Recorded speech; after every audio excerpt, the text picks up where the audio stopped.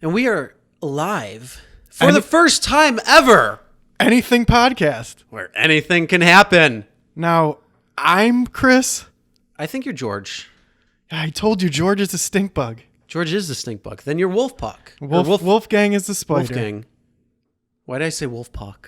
Wolfpuck's a good name. It is. I was going to name my first kid Wolfpuck. Actually, you know what? If I ever get a dog, his name's going to be Wolfpuck.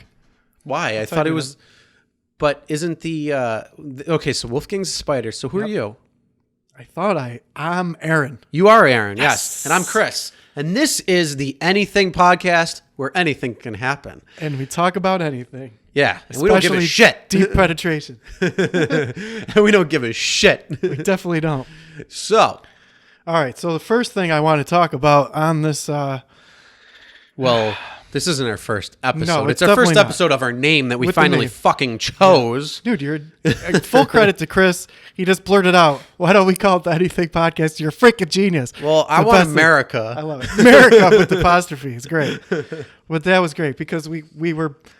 and you know what? Okay, here's my first thing. Let me say, we just went back and forth about 40 minutes over this name thing because we both have opposing views, and we both kind of dug our feet in, and it did get a little bit intense where you're irritated with me, and I'm irritated that you're irritated. I with literally me. wanted to take my knife and cut you. Yeah. The whole thing is, why just can't kidding. people just talk it out? Because we were able to Well, arrive here's the thing. at a name. Let's get real right now. You were going to get a weapon? No. Okay. We weren't actually... We were not discussing it at all. You weren't listening. I wasn't listening. It was an argument. It was not a discussion. Well, Let's but be real. It was see, you can't say that because we came to a name. And he's we arguing solved right the now. problem. We solved the issue. So you can't say that it wasn't productive because we arrived. I didn't at a say it productive- wasn't productive. I said it was I'm classifying it, definitely as was an an argument, argument, for sure. not a discussion. But see, that's- so we got to clarify that right off the bat. It But was war- definitely an argument. Wars have been fought for less. So why can't? Yeah, because there was somebody who said you fucked my wife Yeah. and this and that, and then all of a sudden, Over this this much. giant thing happened, and A friend of half mine- the world was at war. A friend of mine always used to say, "Wars have been fought over this much, You sure? over this much." But Yeah, but isn't that a what bullet? is that much? That's a bullet. That's the size of a vagina. No, that's the size of a bullet. That definitely that too. Because you remember who was the Archduke that got shot for World War One? Archduke Ferdinand. Yes, he got shot. So there you go. It's a That's miracle bullet. that I know that. It's a Well, if miracle. you didn't know, I was going to say it. And it's a miracle I know that too. All right, ready? Sure. So now, how does this work if we reference a news article? Do we have to say the magazine or who wrote the article? No. Okay. Just be like, dude, I saw this article on There was this article. USA Today, and I got to tell you about it. There was this article on Gizmodo. Damn it. I was not close. It says, police let mom keep feeding son bleach. I can't even read it with a What? straight face. Police let mom keep feeding son bleach after she showed them YouTube videos. Doctor approval. So what it is Hold miracle on. mineral. Let me start off with one thing. Hi, my name is Dr. Chris, and let me tell you something. You should feed your children and yourself bleach because it cleans your insides out. It's very good for you. Don't let people fool you. You got to make sure it's 4 drops out of an eyedropper, no more, no less, because if you give less, it won't give the full effect. But if you give more, it could be detrimental to your health. So only give 4 drops of bleach to yourself, your children, and 1 drop to the dog or the cat. You'll be okay. Enjoy. This is Dr. Chris. And I'm Dr. Aaron. I'm not a doctor, but I play one in real life. I'm not either. So here's the thing. First disclosure. Do not give anybody bleach. Holy shit. If you give yourself bleach or you give anybody else bleach, you deserve to go to prison. That's exactly right. And I'm not a doctor, but I play one in real life. But this is what's hilarious about it. It says, okay, so it's called Miracle Mineral Solution. Now, this was another thing that someone was pumping this solution in like castor Washington oil. or something. It is it's snake oil. So, but she was feeding her autistic kids this industrial bleach, which is the mineral solution, it is chlorine dioxide, which is industrial strength bleach, right? And she's feeding her kids to try to cure them from their autism. Here's the NBC News article. It says fake science led a mom to feed bleach. Hold on. Yep. You have the Gizmodo. I'm opening the NBC. Oh, I saw that News one too. Yeah. Hold on. Let me open that. It's going to take a second. Now it says consuming bleach will treat various illnesses: acne, flu, malaria, HIV, hepatitis, cancer, and the clap that you gave me at the beginning of the podcast. I didn't give you shit. Okay. But apparently that doesn't matter because this miracle hydrogen chloride bleach chlorine dioxide will just bleach my insides and I'll be fine. Yes, here's the thing. Fake science. This is the NBC News article. It says fake science led a mom to feed bleach to our autistic sons, and police did nothing to stop her. That is fucked up. Yep. Now the FDA warns not to do it. Don't feed your people bleach. But don't feed anybody bleach. What makes me sad is that like people believe this crap. And this has caused, we've talked about this before, I've lost friendships over this sort of thing. But you have to use common sense. My God. There are people out there who believe this crap. So here's what ended my friendship with another friend of mine. Mm-hmm. A person sent me this video and I looked it up. What video? Is this the fake science video that it was YouTube? It was that you need to eat a lot of sulfur. You need to eat a ton of sulfur. Sulfur cures everything. Yo, now here's the question. Is this like an overhaul of like cult mentality or something? Like, well, this was a guy let's drink the Kool-Aid. Well, this was a guy who purchased a bunch of sulfur and wanted to sell that sulfur. So he, again... Why don't you just do some cool science experiments with That's it? the whole thing. So my friend sends me this article. Oh, we should be eating a much more sulfur. It cures everything. It cures your hemorrhoids, cures your glaucoma, it cures everything. Yes, right? let's also ingest arsenic while we're at it too. So I look up who this guy is. He's a photographer. And what he does was he takes pictures of people's faces before and after they eat the sulfur, and he probably photoshops them. Or So here's the real question. No science. Here's the real question. What was he before getting this sulfur idea? Yeah, he was just a photographer, that would photograph people. So he bought a bunch of sulfur in bulk and decided to sell it. What do they call that? What's the word for that? Capitalism, I think they call it, when you buy things and sell it for more. And doesn't it say not for ingestible use? Probably. He probably bought it in, bulk. Decided, what? God. I'll just tell people. These statements have not been evaluated by the FDA. That's exactly it. I'm like, I'll just make up the story. The thing is, most supplements don't fall under FDA supplemental. Well, they don't test them. That's a perfect. Okay. When I go look at aspirins, when I go look at one a day. Pills have to, but like take one a day. multivitamins and supplements don't. Yeah. They don't fall under the same guidelines. Why is something that's ingestible not being evaluated by the FDA? Because not everything has to. It doesn't fall under the guidelines. Like there's certain criteria that it has to be. Like, see, the thing is, like with aspirin, it's an actual chemical that is designed to do something. So like, it actually has like medical claims to it. And there's I don't know everything behind it, but there's certain criteria that has to be evaluated. But honestly, I would rather see supplements under FDA jurisdiction only for one particular reason. Not, there could be certain things out there that, like whether it be an herb or a spice or something that, can help with things. I don't need you to say, oh yes, this is going to help cure, this, that, or the other thing. I don't really care about that. What I care about is that I know that when I when I take, a protein powder, or when I take a supplement or something, that what's on the bottle is what I'm actually getting. So if it tells me I'm getting vitamin A at 100%, that amount, or not, I'm sorry, not at 100%, but 150 milligrams or whatever it might be, that I'm actually getting 150 milligrams in that dose.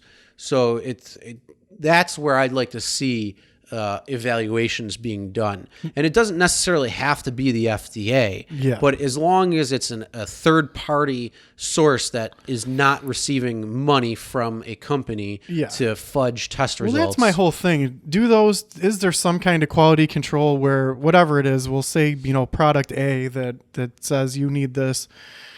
it's a supplement to supplement your daily dose of this. Do they have production standards where if they say that it is 100 milligrams of vitamin A, that there is 100 milligrams of vitamin A in there? But where the thing is where they're saying, oh, take vitamin A and you'll get better sight. Like do they have production standards that every pill has to be consistent, but they can't make false claims? Is that what the FDA does? Is say, we have no proof that this helps your eyesight? I think it's both. Yeah, I think it's both. Is there some honestly. kind of production standard that they have to follow? Though I would think at the very minimum. Some, but not a lot. Wow. So here's the problem. They do like reviews all the time on things, and sometimes I don't necessarily believe those, even though maybe they've done science. They've said they've done science to back things up, to back up their claims or whatever. I don't necessarily agree with it because always, unless I actually saw what they were doing. Like, I want to know what the test actually is, how they're really getting that. Because I can create an article that's clickbait that just says that's completely fake and bullshit, and say, oh, well, this, and this, or product A, product B, and product C are all protein powders that we found to have substandard particulates in it that make it not necessarily good, or has like a toxicity value to it, or whatever it might be. Like, I don't know. I don't necessarily know if those are true, because I've seen other results fudged up by that same test. And again, there's no science showing it or backing it up that I can actually see firsthand. Like, I want to see the tests being done. I want to see the actual results coming out. I don't want to see another person recalling what was done and said and making up their story. Yep. I want to know firsthand. So I want to see the most objective study out there. I don't want to see, well, we give it our grade, because I could give it any product an F because I don't like that product, or maybe maybe there's something in that product I'm allergic to, so it's like, well, that has it in there, I can't have it. Well, to 98% of the world, there's no allergy to that product, so you can't give it an F. It could work really well. And then again, also, what are you basing it on? Are you basing it on, is there binders and fillers in it? Well, yeah, there is. It's just depending on how much. So, I mean, there's a lot of things behind it. Well, that's what people don't understand science. And this is my biggest problem is science is reproducible results. So I had the same discussion with a person that we know sent me an article about how vaping is horrible. And here's the proof. We found all sorts of chemicals in vaping. And you read this whole article, which sounds convincing. Oh, we found chromium and all this stuff in vaping when we do these tests. And then you click on another link and it leads to a different thing that says, oh, this chemical, this chemical. Well, then if you dig far enough, you can find the actual, quote, scientific results that they used for this test. But what they did was, and this is what they weren't telling everybody, they took a vape, the actual tank, to the vape, and they hooked it up to a voltage which your vape thing would never be able to go up to, and they essentially burned it without any of the vape liquid in it. They wetted it down a little bit, but it was non-scientific. It's essentially fudging results. And they car batteried it and fried it, and of course, if you burn something, there's going to be vapor that comes off of it. They test that vapor, and it's going to be bad. We found all these horrible chemicals. So I go, okay, look. Now, first of all, that's not a scientific test, because you need reproducible results that say, here's how we test it. I could reproduce it. Well, you could. By doing the exact same thing, by hooking it up, but that's not scientific data. But it's null and void, because yes, you're going to get that when you do it to an extreme circumstance and an extreme way. Oh, they conveniently left that out of the article. But they leave that out, of course. and that's the whole thing. Like, so, like when there's certain things that are done, it's like, well, I want to know everything about it. I don't want to necessarily know the bullshit behind it. And I mean, I don't know enough places that would have that Right. type of. But like a real science test would be like, we use this amount of voltage with this kind of tank with Oh, this yeah. Well, specific they would kind of give juice. you everything. Here's the milligram. Here's everything. So you could Yeah, they would give you the reproduce entire test. Yeah, now just we hooked it up to a car battery and fried it, and they don't tell you what kind of juice they use or what. It's like, this is not scientific. Yeah. They're like, that's my problem with all these articles. Well, it's scientific to the point where they're fucking the whole thing up and doing it's it on bad purpose. science. They're calling it science, and that's not science. But like, what was I going to say? There was something really weird and really wild with, I think it was with a supplement that is on TV right now for a commercial, and it says, we're the only one that's backed by this non-profit organization. Like, Which me made. yeah, I mean, I forget the name. I don't remember what it is, but and I probably don't want to say it either because they'll probably sue me for giving them the truth. You defamated them. Yeah, but it's a supplement that they have gone out and said that like a third party company, like evaluated them and they're the only ones with that seal. Well, did you start that company? And exactly. You're the only one. Yeah. You give them the strict guidelines of what your product is and nobody else's, so then nobody else can get that seal, or what? Or are they an actual third party, true organization that is handing out others to other companies, including your competition? Because if your competition's getting it, then you've kind of helped validate that company, I guess you could say. Yeah.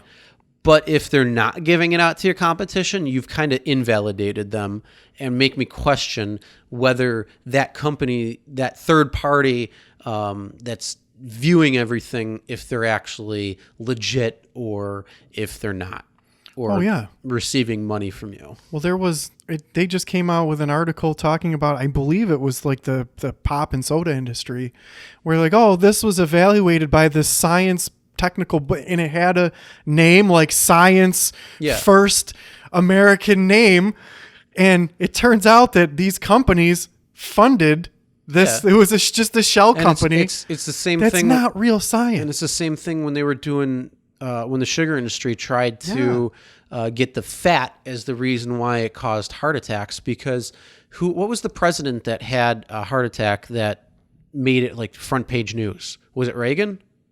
Oh, I'm not sure. I don't remember. It was one of our presidents not within not before Bush. I forget who it was. I think it might have been Reagan or Nixon or somebody. Whoever had a heart attack, that was when they kind of did like an investigation into what was causing cardiovascular diseases and heart attacks and why more people were having heart attacks.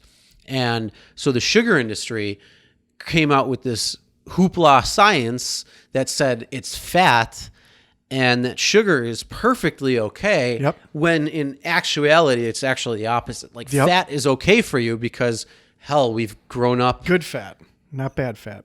Well, there is a difference. I learned in nutrition. I'm talking about like they just said fat overall. So like if you had like fatty meat, or you had fatty this or that. Yeah. Well, that's before they had saturated fat.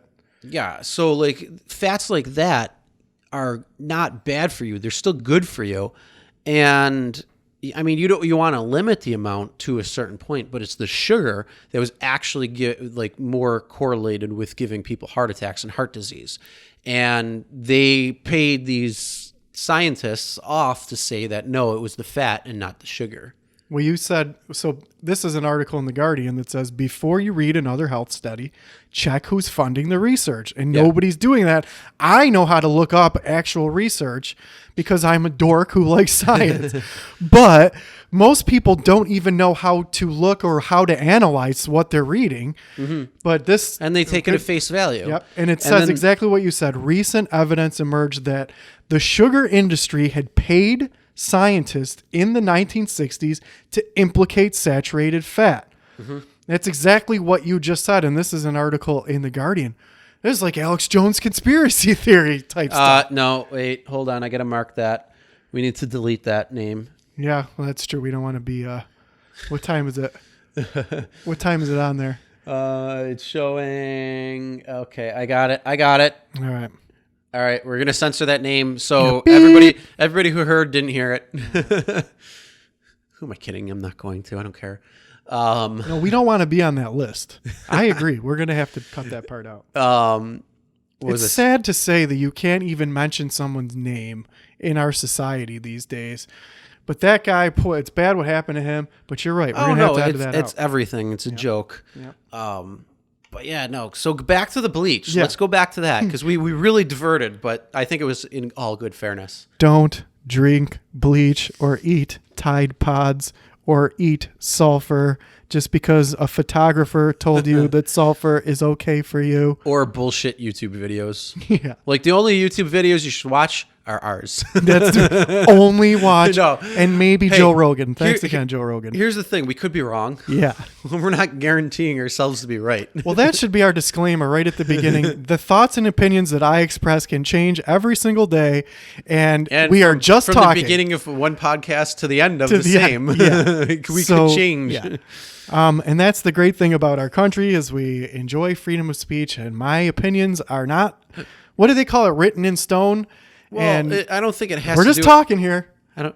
Well, first of all, I don't think it has to deal with with the fact that the opinion can change. I think it's the fact that you have one opinion and I have a different opinion, and because you have a different opinion, we're at war and we're at odds because you have that different opinion, but my opinion's right and you need to go with my opinion. So I'm going to do everything I can to make you realize that you need to use or to implement my opinion. Yeah. Instead of us just discussing Yeah. the differences. Yeah. Like, that's what we're going to be doing on this. We're going to be talking about our difference of opinions. For because sure. here's the thing. Opinions are opinions. Yep. They're not fact. They're not No. true. See, the whole thing, Chris, is I And was always they're told, multi-truth. well, I was always told that opinions are like assholes. Everyone has one, and they all Everybody's stink. got 'em. And they all stink.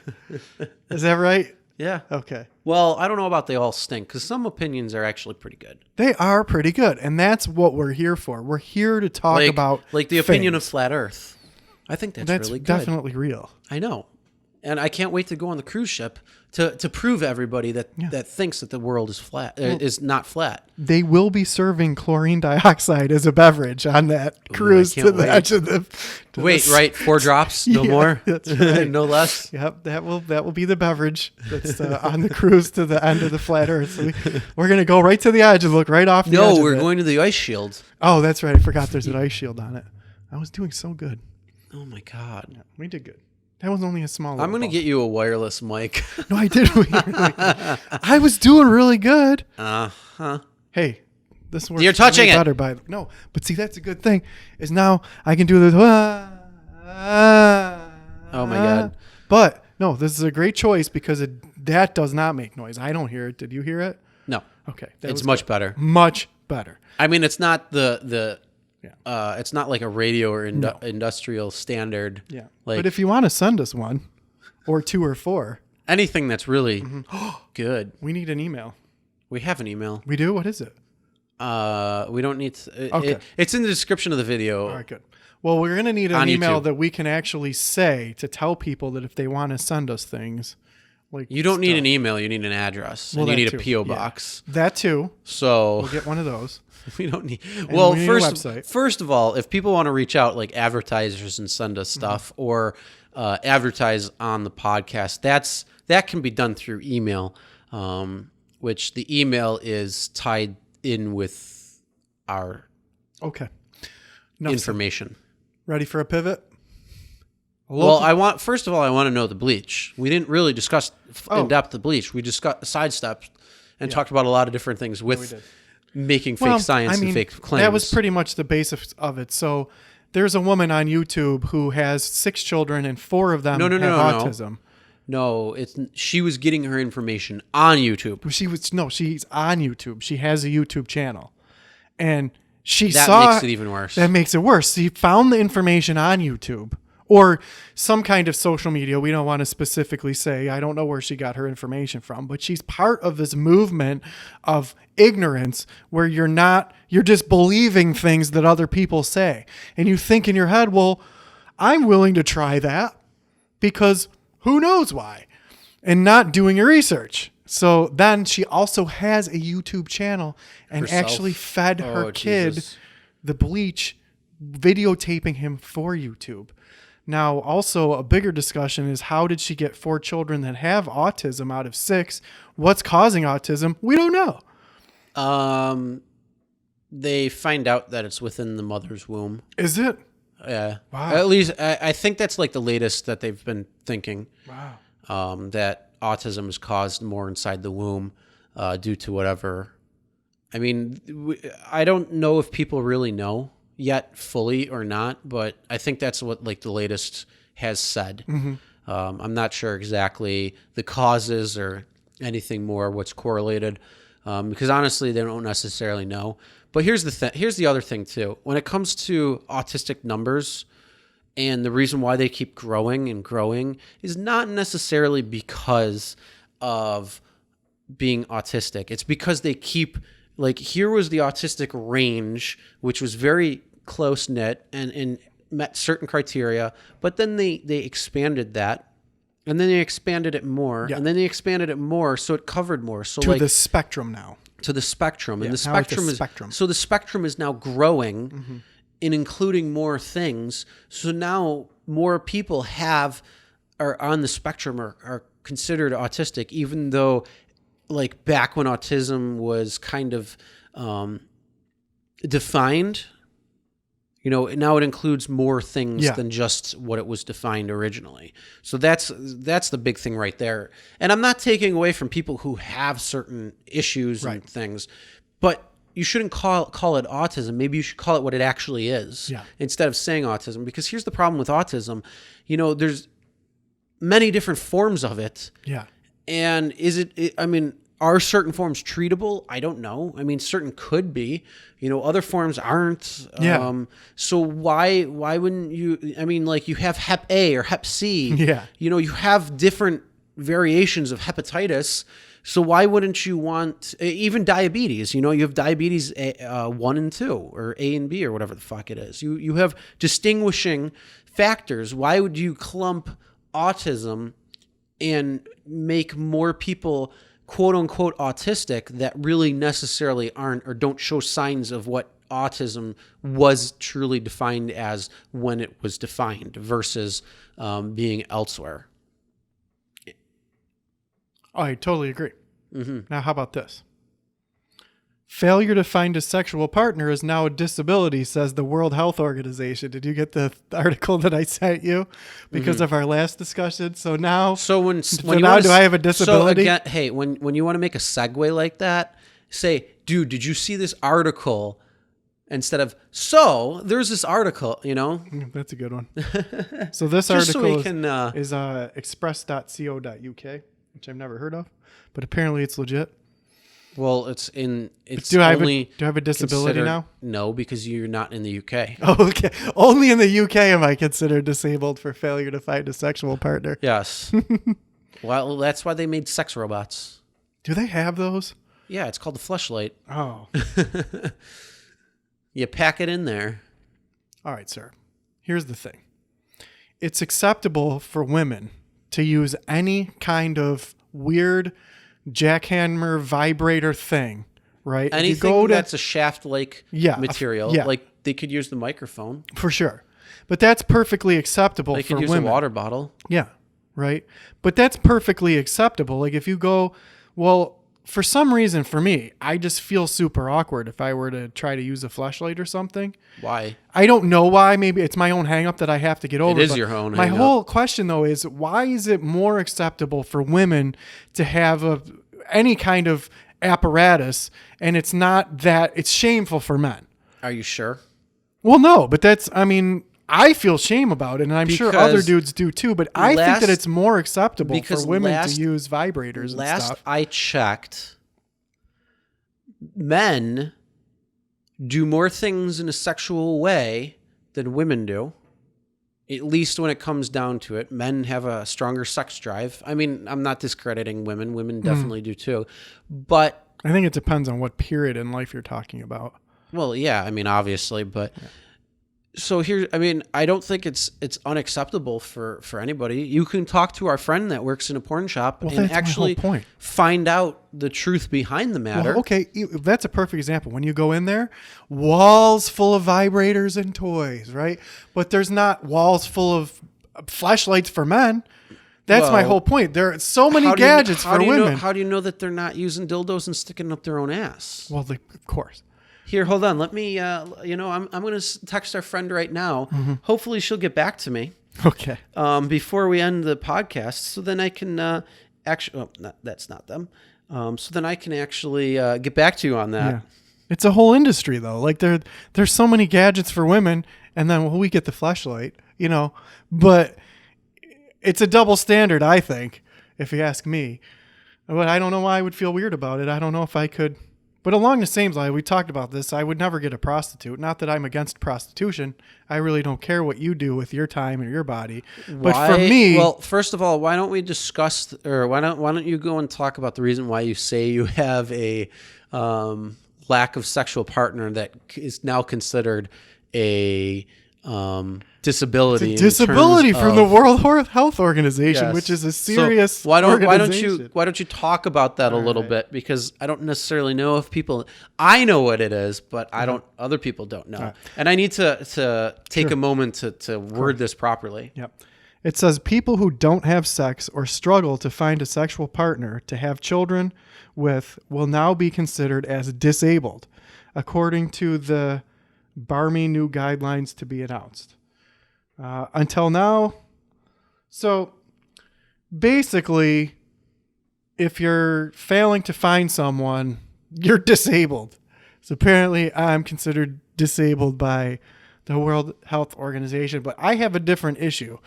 The people that I could have sexual intercourse with, I don't want to have sexual intercourse with them. And I'm like shooting for the stars when there is no perfect partner out there. And I have this image in my head that doesn't exist.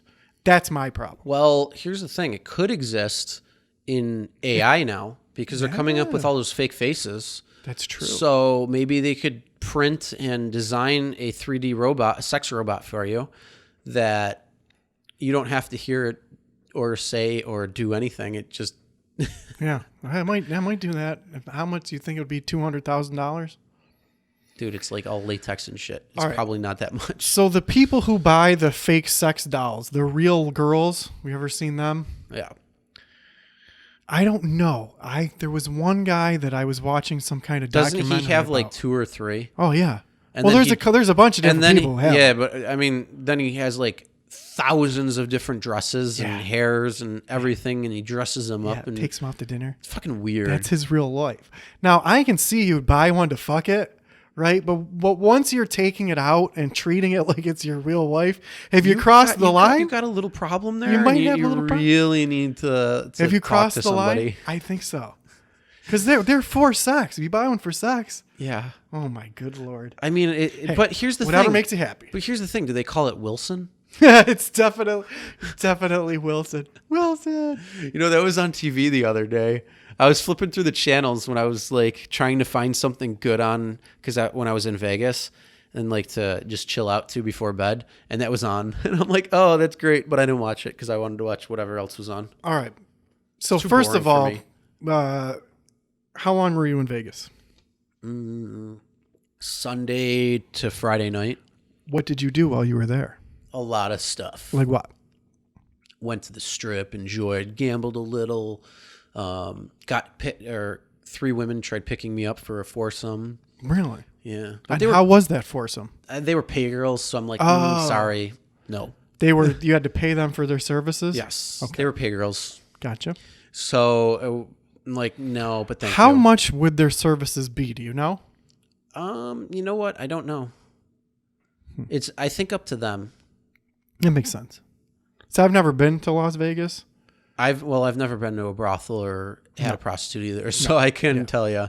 No, I really don't know what it is. But like I've heard like through stories of that have been posted on like news stations and stuff talking about like the bunny ranch and that.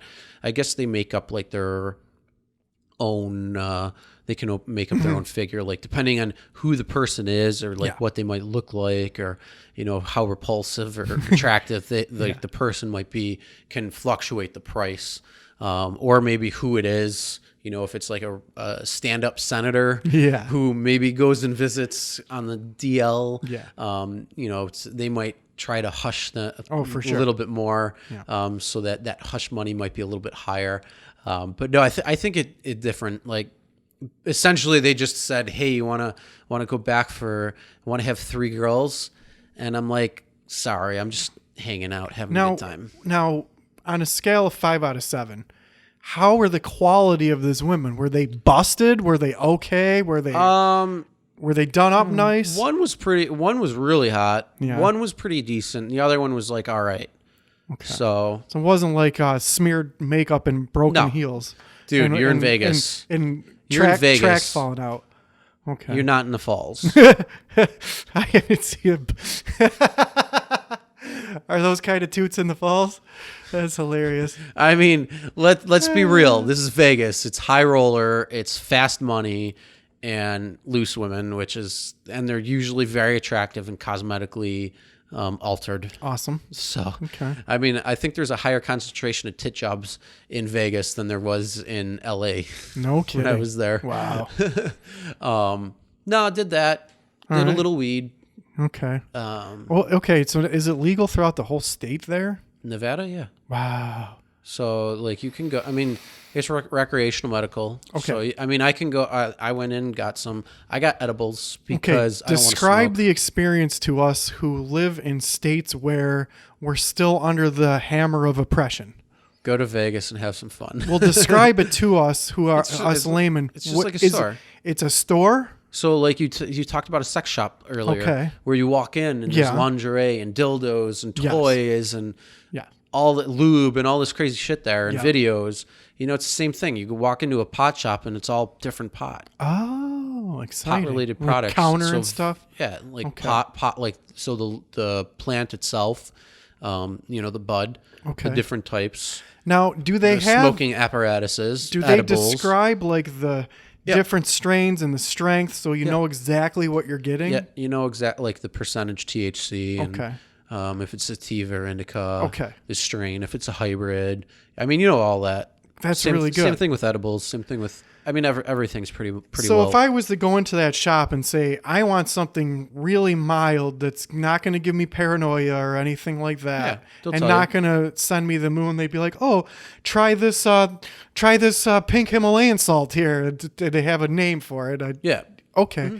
I mean, that's if you want to smoke it. Then they have the vape. Then they have. Like I said, edibles. So, I mean, you can do whatever you want. No kidding. I went with the edibles because I'm in a hotel room, so I'm not going smoking. Okay. I'm just going in and enjoying. Now, was your edible, was it a gummy bear or? No, it was like a chocolate bar. It was like a peanut brittle chocolate bar type thing. All right. How was the, how many milligrams was the? The whole bar was 50 milligrams. Okay. But it was like a Kit Kat. Okay, so like chunks. You could split it off. So each one was 10. 10 milligrams? Yep. Okay. So there's 10 milligrams of THC. Now, do they tell you in that bar whether it's like a indica THC or a sativa THC? Mm-hmm. Holy shit. Most of them are hybrid though. Okay. So then you get the bar and you broke off a piece. How many milligrams did you take at first? 10. You took a 10 milligram piece and then it takes like an hour or two to kick in, right? Yeah. Okay. Then what happened? You did it in your hotel room? Mm-hmm. Okay. Yeah, I was hanging out watching TV and all right. On a scale again of 5 out of 7, how intense was the experience? Were you on the moon or did you feel like having half of a beer? It was just enjoyable. Okay. Relaxing, calming as normal. Did you have an intense body buzz or it was the decent. giggles? No, it was decent. I mean, it was just a normal regular high. Okay. But then the crazy thing was the next time I took the same, nothing. Okay. So it was really weird. So how apart after it did you?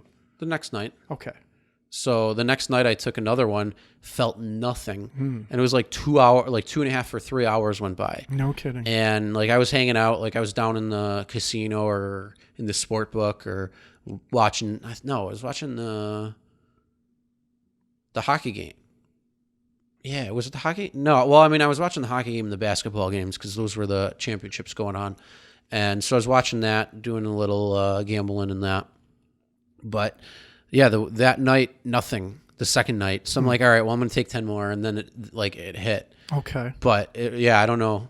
Now, did you double up to get the same effect?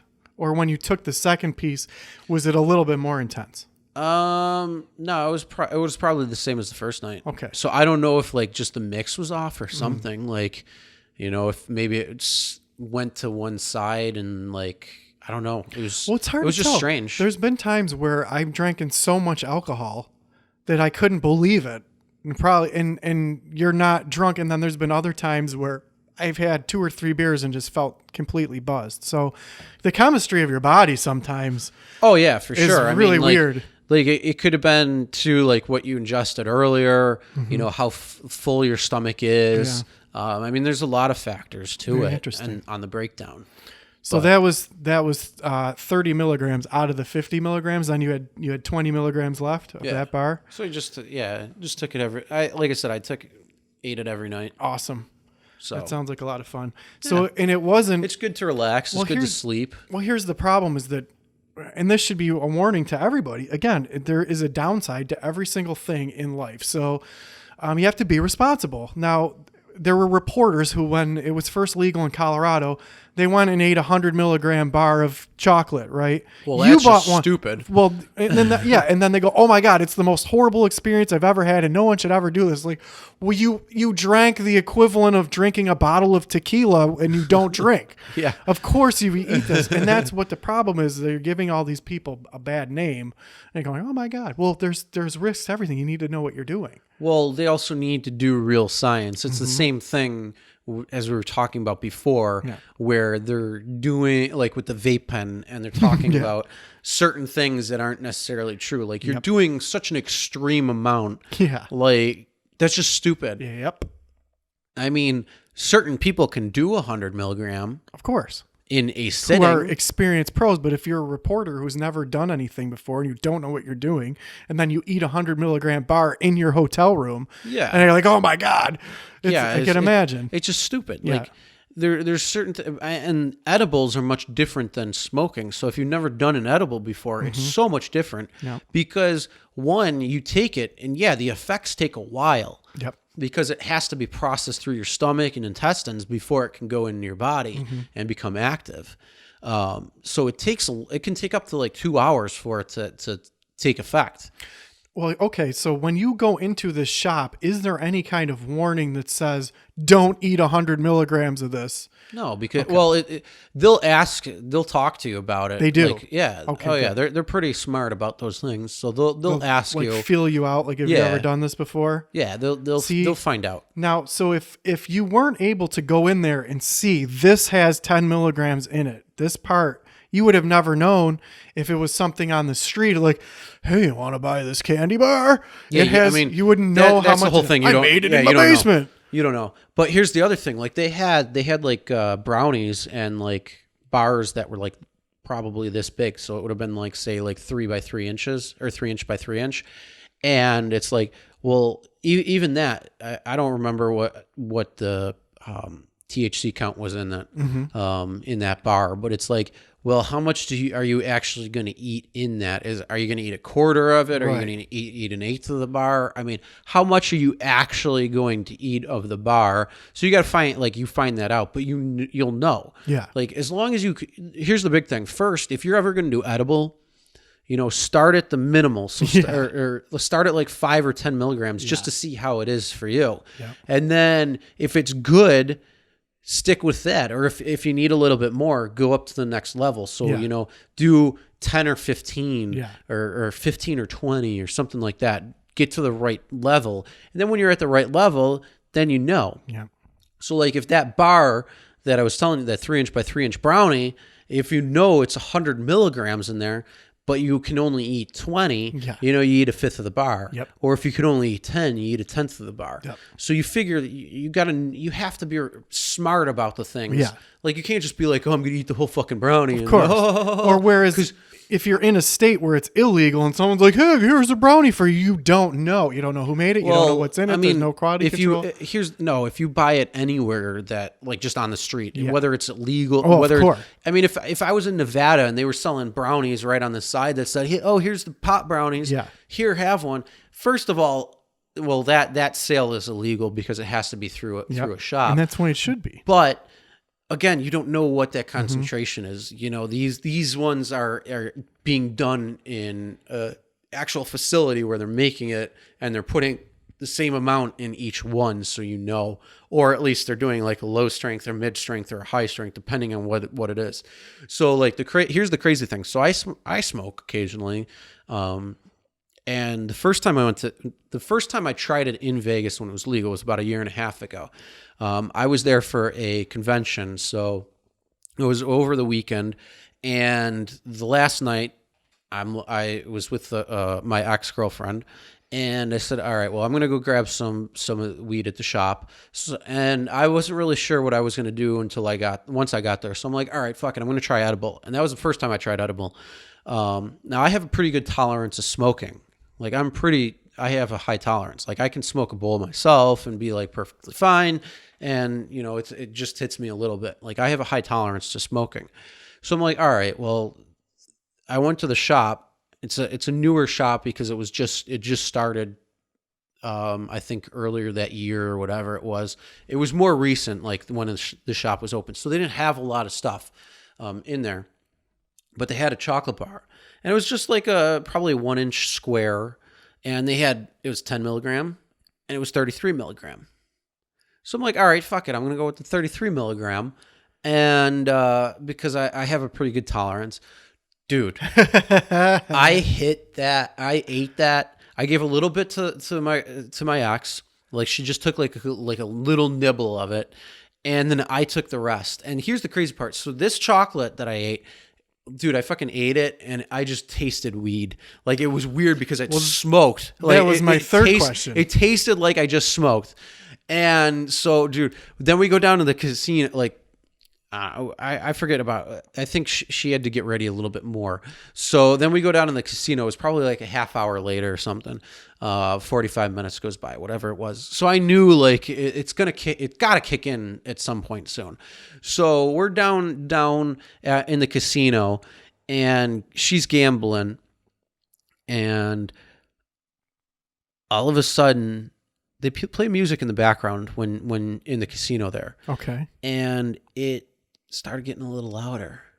And I'm just sitting there and I'm like, oh, this is some pretty good music.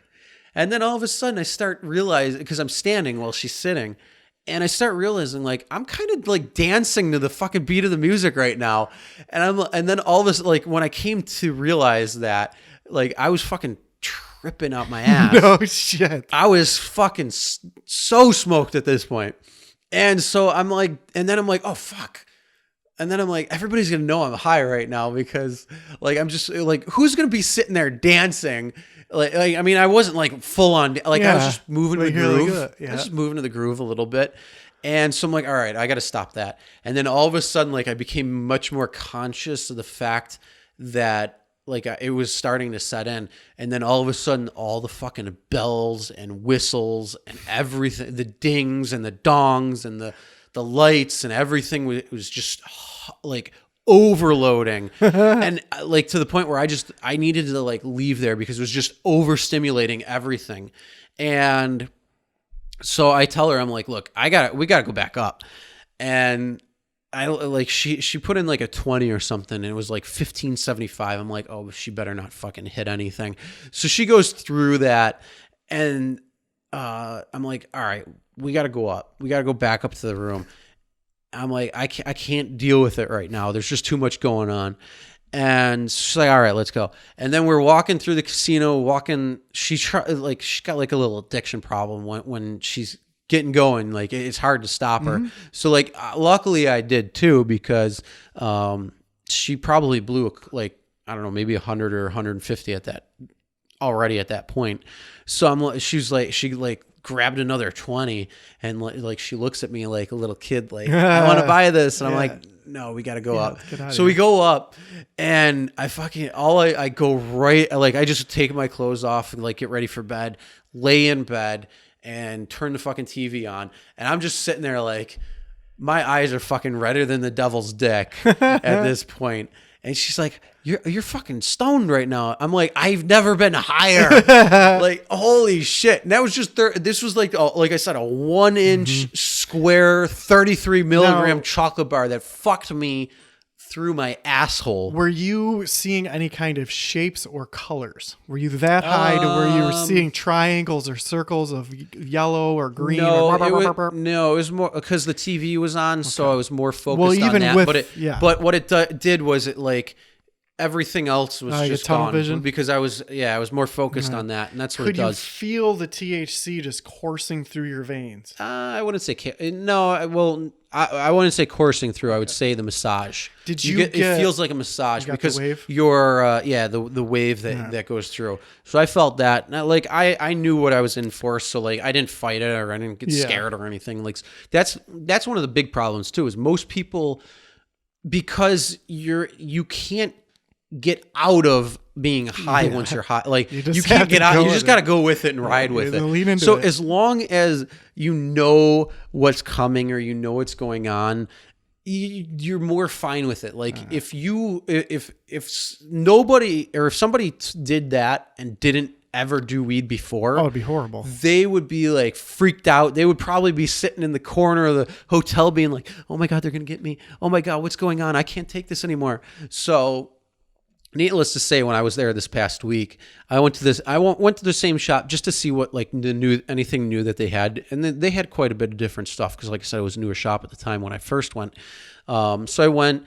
I got the chocolate bar. Like I said, this one was a little bit different. It was like I said, a peanut butter bar. It was fucking really good. Like when I ate it, you couldn't even tell it tasted like you didn't taste any type of weed, anything. It was fucking so good though.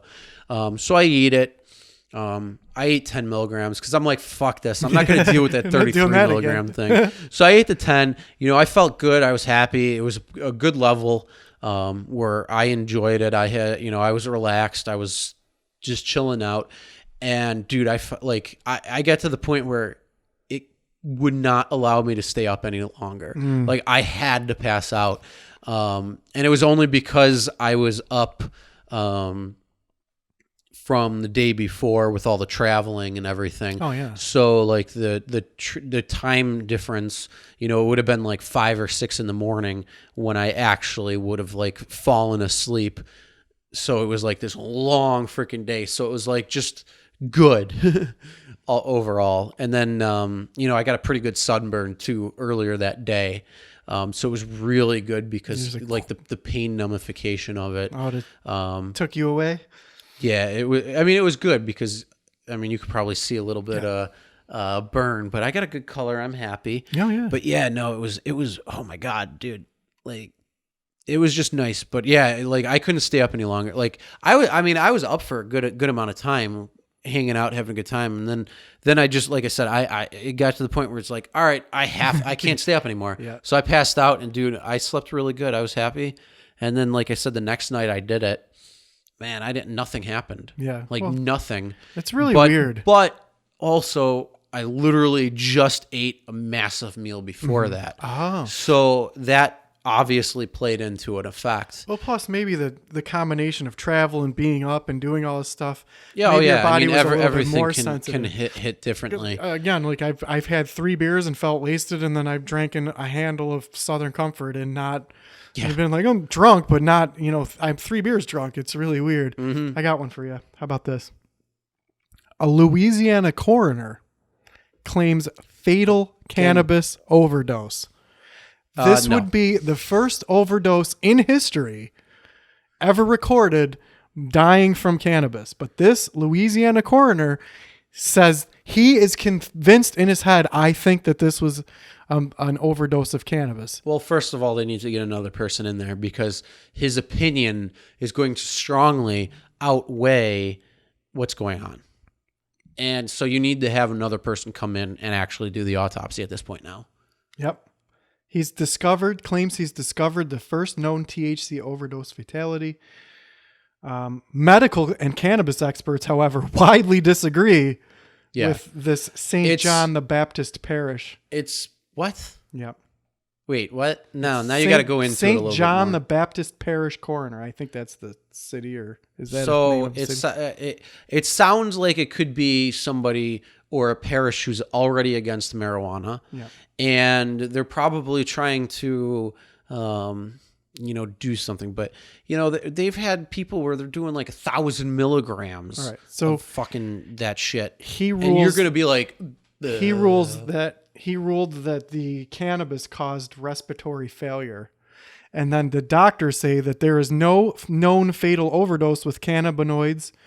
It's physiologically impossible, as there are no cannabinoid receptors in the area of the medulla oblongata that controls respiration. So what it's saying is it could never shut off your that's how people die from heroin overdoses, is because it shuts off their respiratory. Here's the thing. I can go both ways on this. I can say they're right that it's not going to be specifically cannabis or marijuana that has actually attributed to the death. Like, it's not the cause. It could have put in a motion that started a chain reaction that caused the death. So it's not the direct cause, but it could have been linked. No, it's very possible. Yeah. There's probably other cases that have been out there that marijuana may have been a factor in the death, but not the cause of. Well, it can't cause respiratory failure. It's not connected to the same thing. And he claims that it did cause respiratory failure. Well, so clearly there's some kind of outside circumstance that they're not. And again, it more than likely, it's probably a place that's against marijuana, and they're trying to use, they're trying to forge science. That's exactly as fake science. Yep. And not reality, and they really need to get somebody in there to do an actual autopsy. He says that there were no other drugs found in her system, but there was THC, so it must have been the THC. You'll find THC in my system right now. Yeah, but you don't have high, and I haven't respiratory failure. Yes, but the thing is, I also haven't done weed in the last couple of days. But you'll still find it in my system. Yeah. And I'm perfectly 100% it was sober. A high amount. It was 8.4 nanograms per milliliter, which the toxicity level is 5 nanograms per 0.5 nanograms. So, I mean, it's a significant amount, but again, does not cause respiratory failure. No, cannot cause respiratory failure. It could have been a factor in that person's death. It could have, but it is not the cause of. Yeah, exactly. And he specifically said the cause of death was a what was it? Asphyxiation? Yeah. It was respiratory failure. So which can't be caused by no, I know, but THC it was so intoxication. If that's what they say, then you are already discredited. I have this body here, and I tested for everything else. We tested for drugs, this drug and that drug. There's no other drugs, but we found THC, so that must mean that the THC. See, there's the correlation that doesn't make any sense. So this is what I'm talking about. Bad science, people, is causation doesn't mean correlation.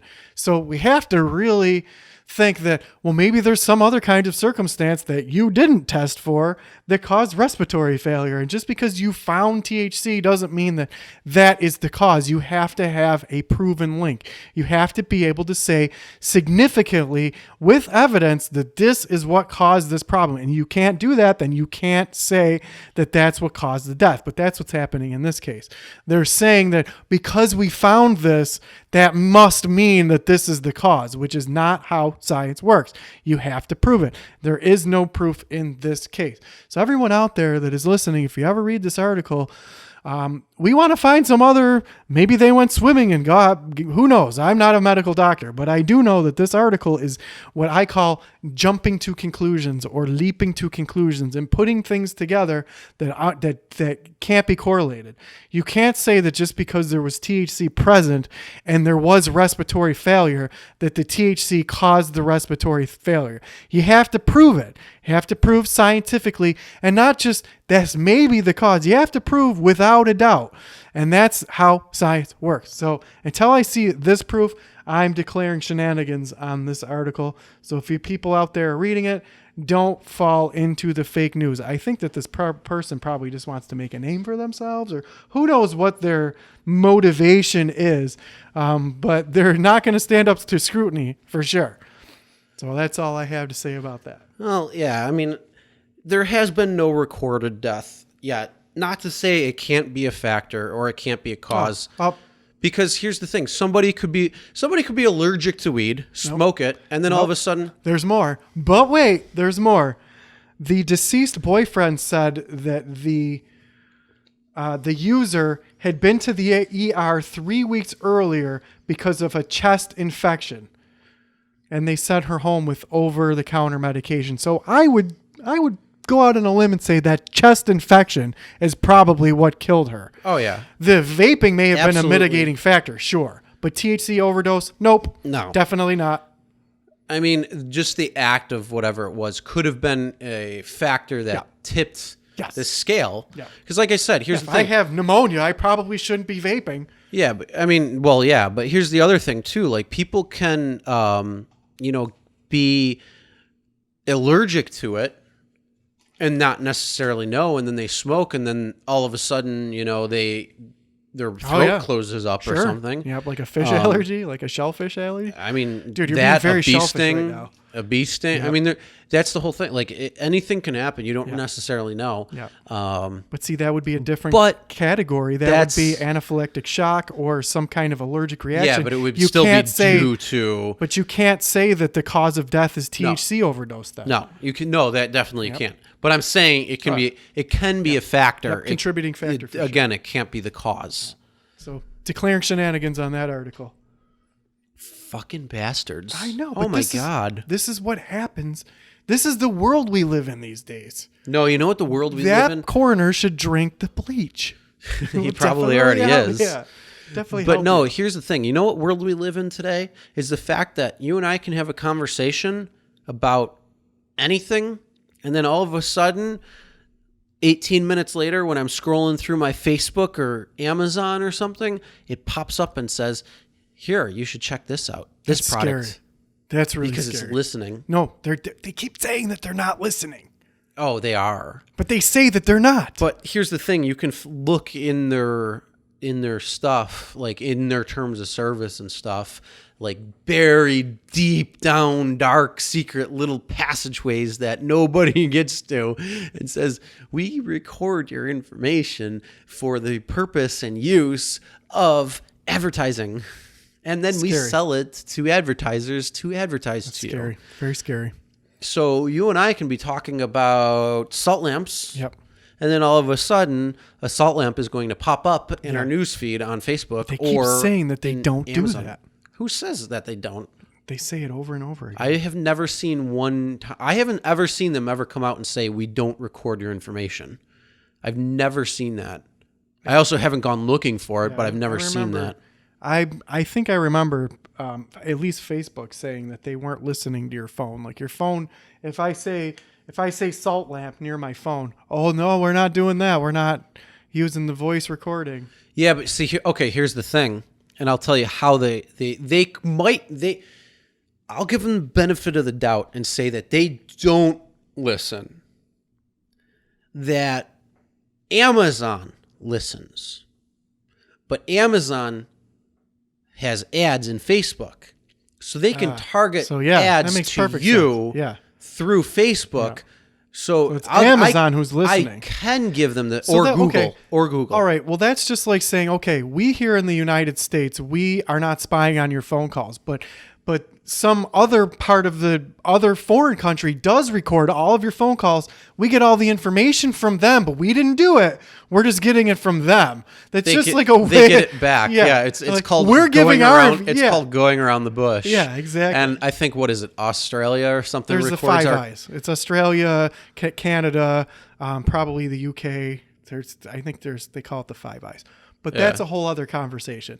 But it's like saying, okay, well, the United States will record all of Great Britain and Great Britain will record all of the USA and we'll just swap. But we're not spying on you because they're spying on us. We're getting all the information, but it doesn't make They're any just sense. sharing the information That'd be with the same, us. like, well, Facebook's like, well, we're not recording it. Amazon is recording it, but Amazon's not listening. We're listening, but Amazon's recording it, but they're not listening, but we're listening. You want to know Doesn't make something any crazy? sense. You want to know another crazy thing?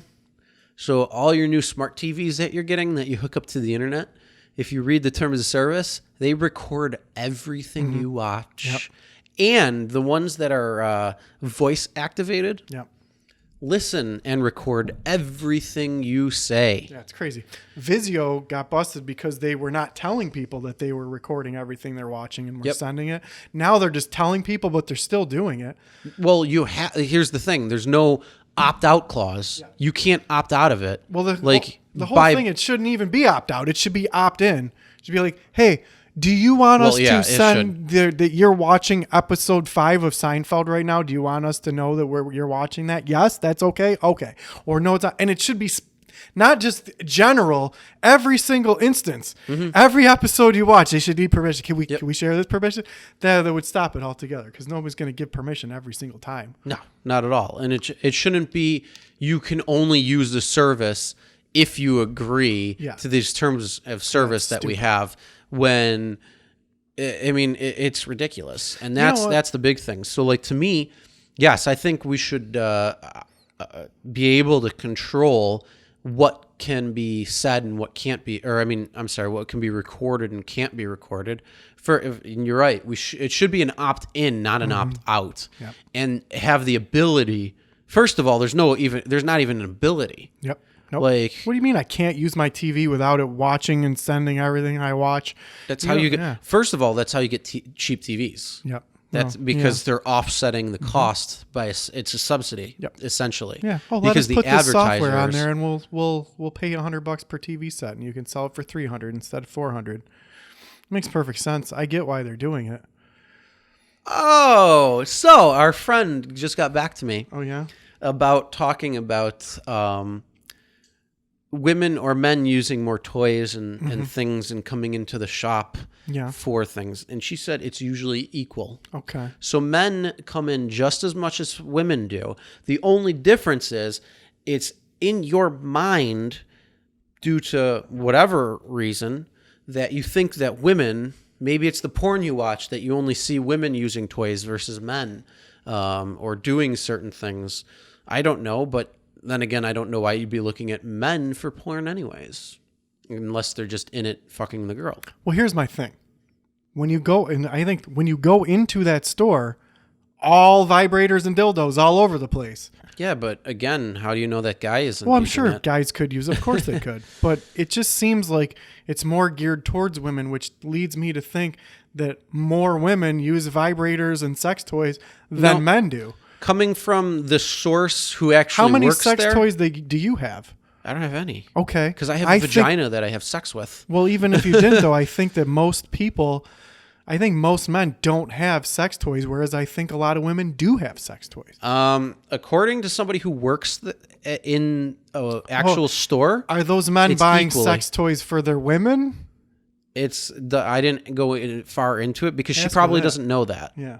That you probably don't know. Yeah. So unless you actually truly conducted a survey, like an Well, the anonymous proof survey, is just look at what's sold in the store. If men were all buying pussies, there'd be pussies all over the wall. yeah, but they might also be sticking dildos up their ass too. You don't really know. Yeah, I get the Again, you can't 5% of again, men you, that can, are no, in you, there you to can't buy. you can't even say you cannot say that because you don't know.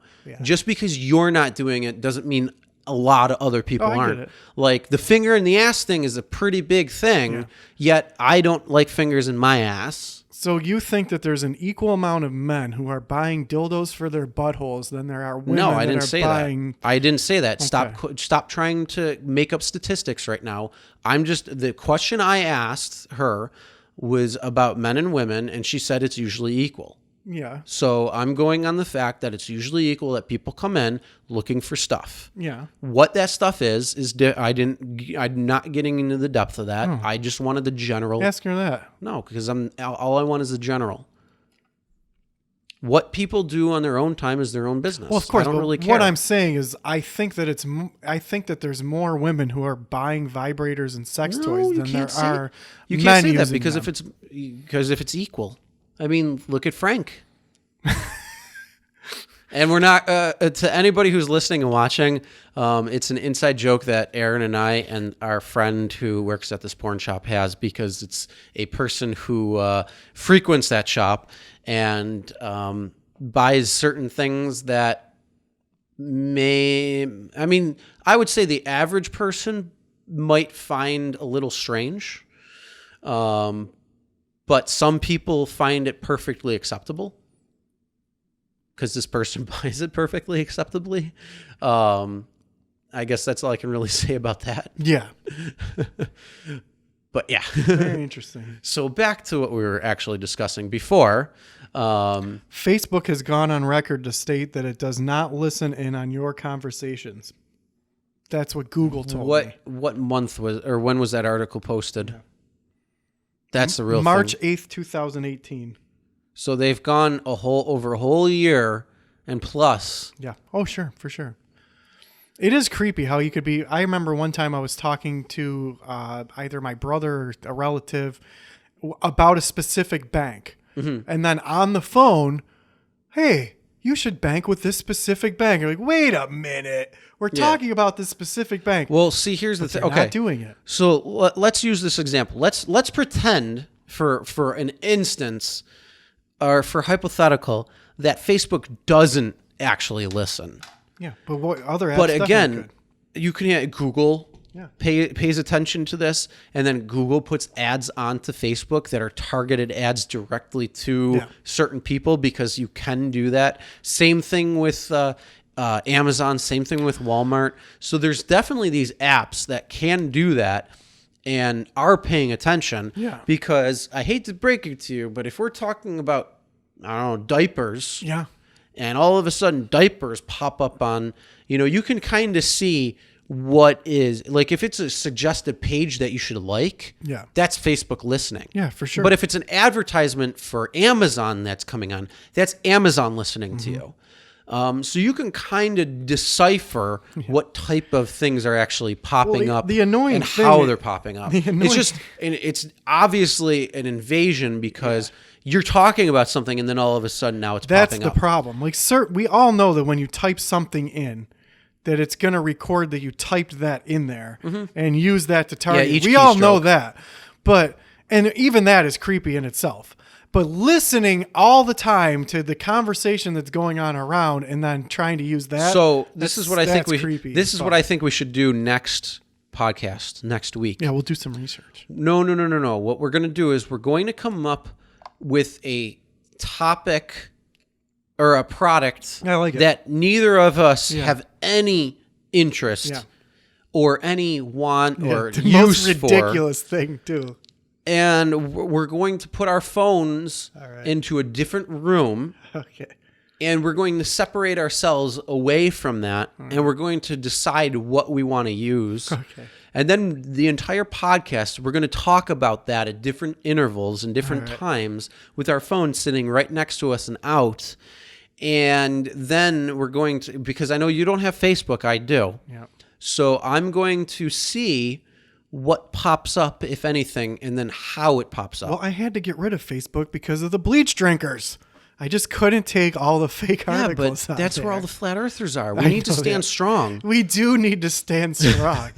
Oh my good Lord! I mean, we're taking a cruise. We'll do that. We're definitely going. We're going on that end of the world cruise. Or, I mean, the world's end cruise. Yeah.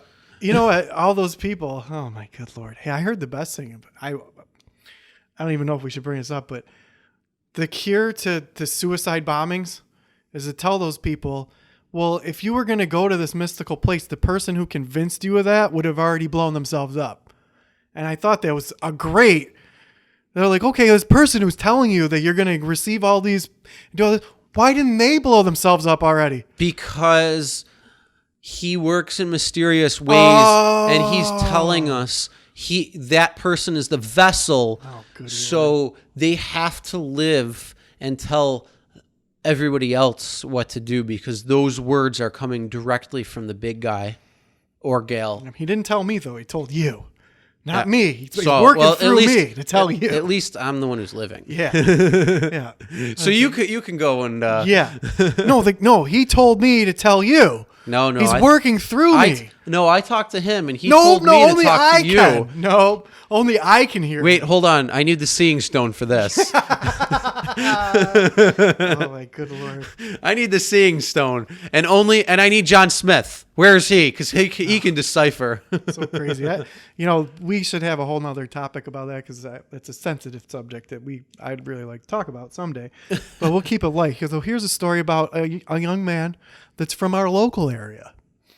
The Facebook person that I brought up earlier. All right, here's the thing. So everybody pays attention. Since We we're are talking not about going to Facebook. be talking about news articles every goddamn time. No. Or going through news articles where you're on your phone half of the Yeah. time looking shit I up. just had a bunch of stuff that I had to get out there because it's been 2 weeks since we've done a podcast and I've had all the stuff that happened. Well, we've run through many, but there's only a few that are going to... Well, because we finally worked throughout all of the things we needed to work Yeah, we out. sure did.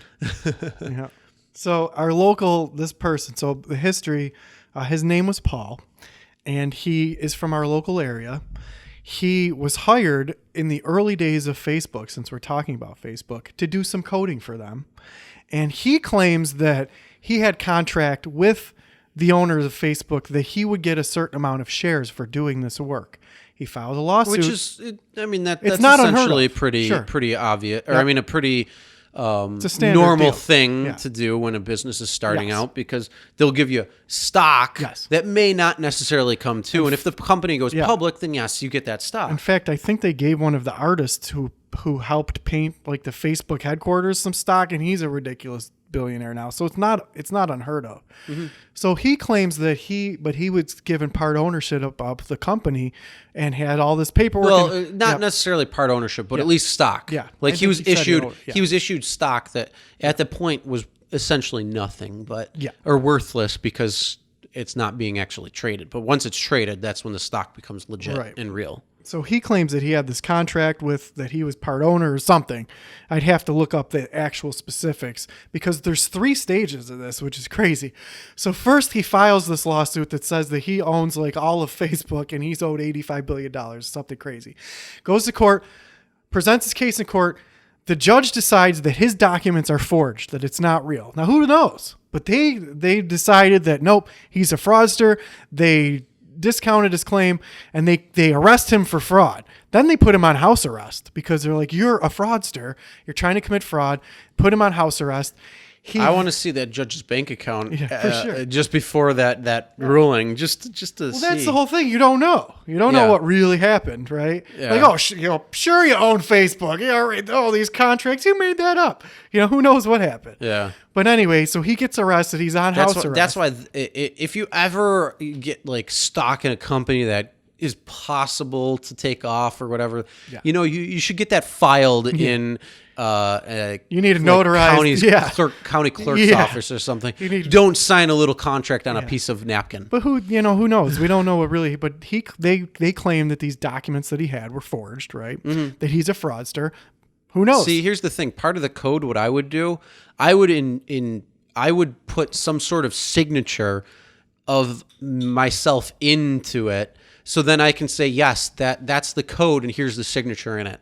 Oh yeah, for sure. And then you look at the signature and you're like, oh, okay. Well, there's no doubt that he did work. They Mm-hmm. know that he did work. There's no doubt that he performed this work, but did he perform work for 1/3 of the company?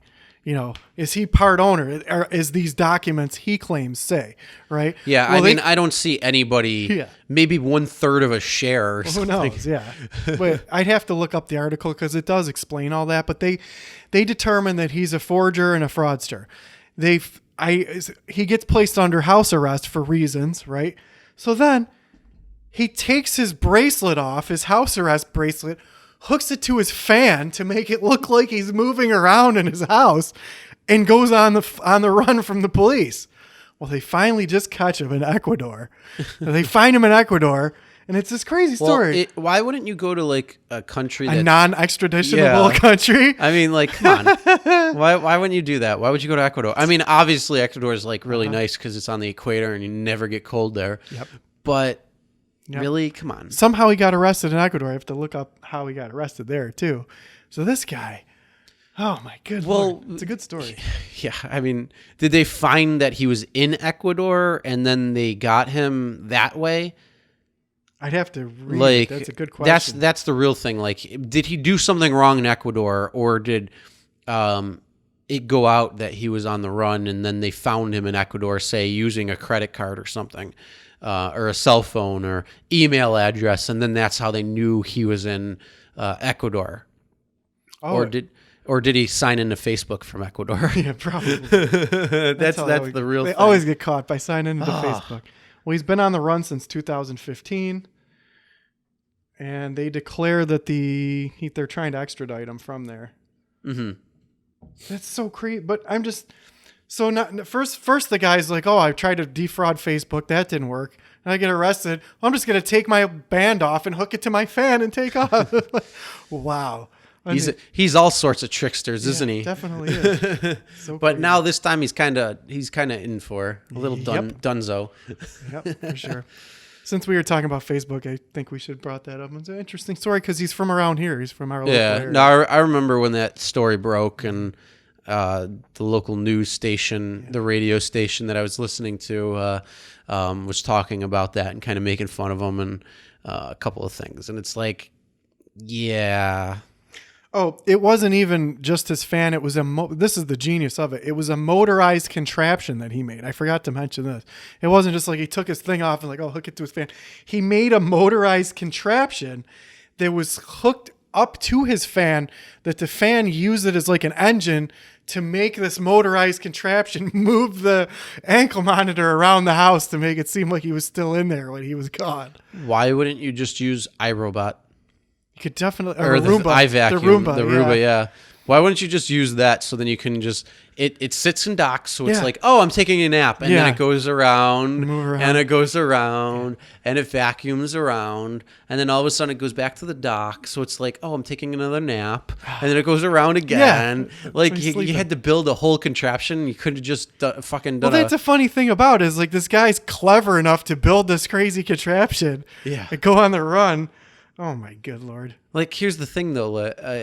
How long was he expecting that ankle bracelet to, Well, it was take enough care to- of it? It was enough to be a Because fugitive the since probation 2015. officer is going to do random stop-bys. He was on the run And since then- 2015, so it worked. No, I get that, but I mean, like, how long was he expecting it to last or Right. throw him off? Yeah. Like, were you expecting it to get just a couple of days, Yeah.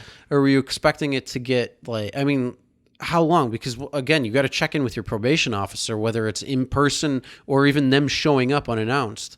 Like, that's another thing too. I'm like, oh, the jig is up. But I mean, let's be real. Is that probation officer really going there Oh, yeah, and making a real house call? for sure. Let's be real. Yeah. Are you really doing your job? I think they do. Well, I mean, I think they try to do as best they can, but their workload is extremely high. Mm-hmm.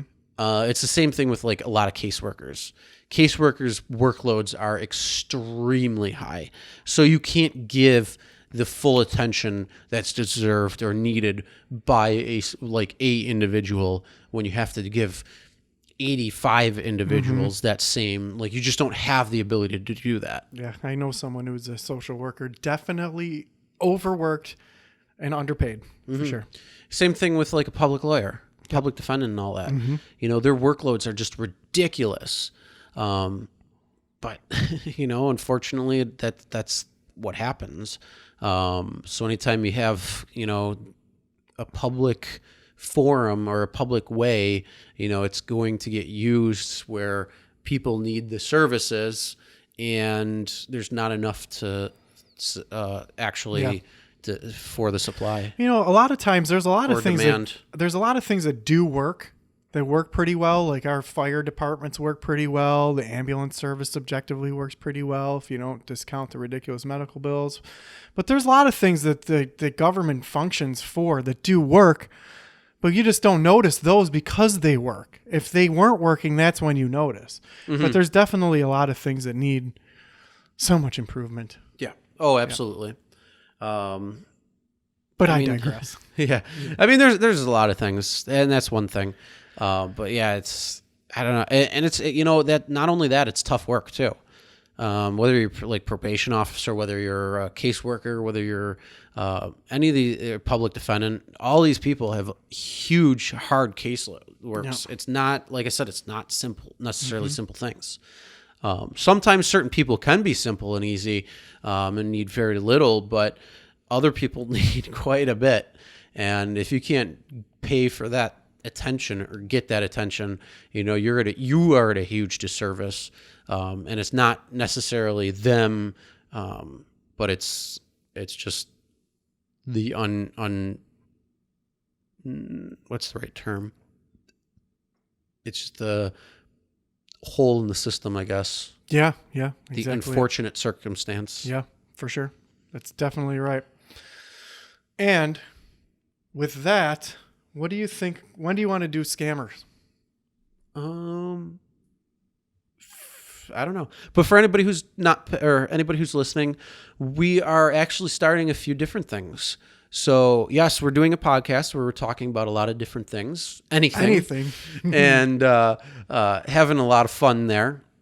But one of the other big things that we're also going to be doing too is calling scammers and going through scam calls, going through scam emails, and kind of exposing people to the scam so if you ever get caught in that.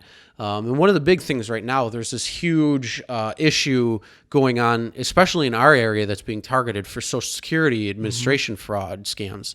It's basically a voicemail that people are getting that says, this is Social Security Administration. Your Social Security number has been disabled or is going to be disabled due to activity. So what we're going to end up doing is calling different scammers, whether it be IRS scammers, Social Security scammers, certain tech scammers with, maybe Amazon or Microsoft, a lot of different scammers, even the Prince Algerian scam where they're the money laundering scam bullshit through email. No, I told you our problems are answered. I know. A foreign prince is going to leave me $50 million. All I have Grant to do scams. is send them money to release the money to me. Now, that's one of the oldest scams, but there's people getting caught up in the Google Play card scam, the tax scam, the Social Security scam. But another big one that people have got to be aware of is the pop-up on your screen that says your computer is messed up. Your computer is infected. Yeah, it's not infected. If you're using Facebook, credit cards, banking, online banking, your information is at risk. Yeah. Please call this number and tell them that you have hit D742986394 whatever. Those are scams.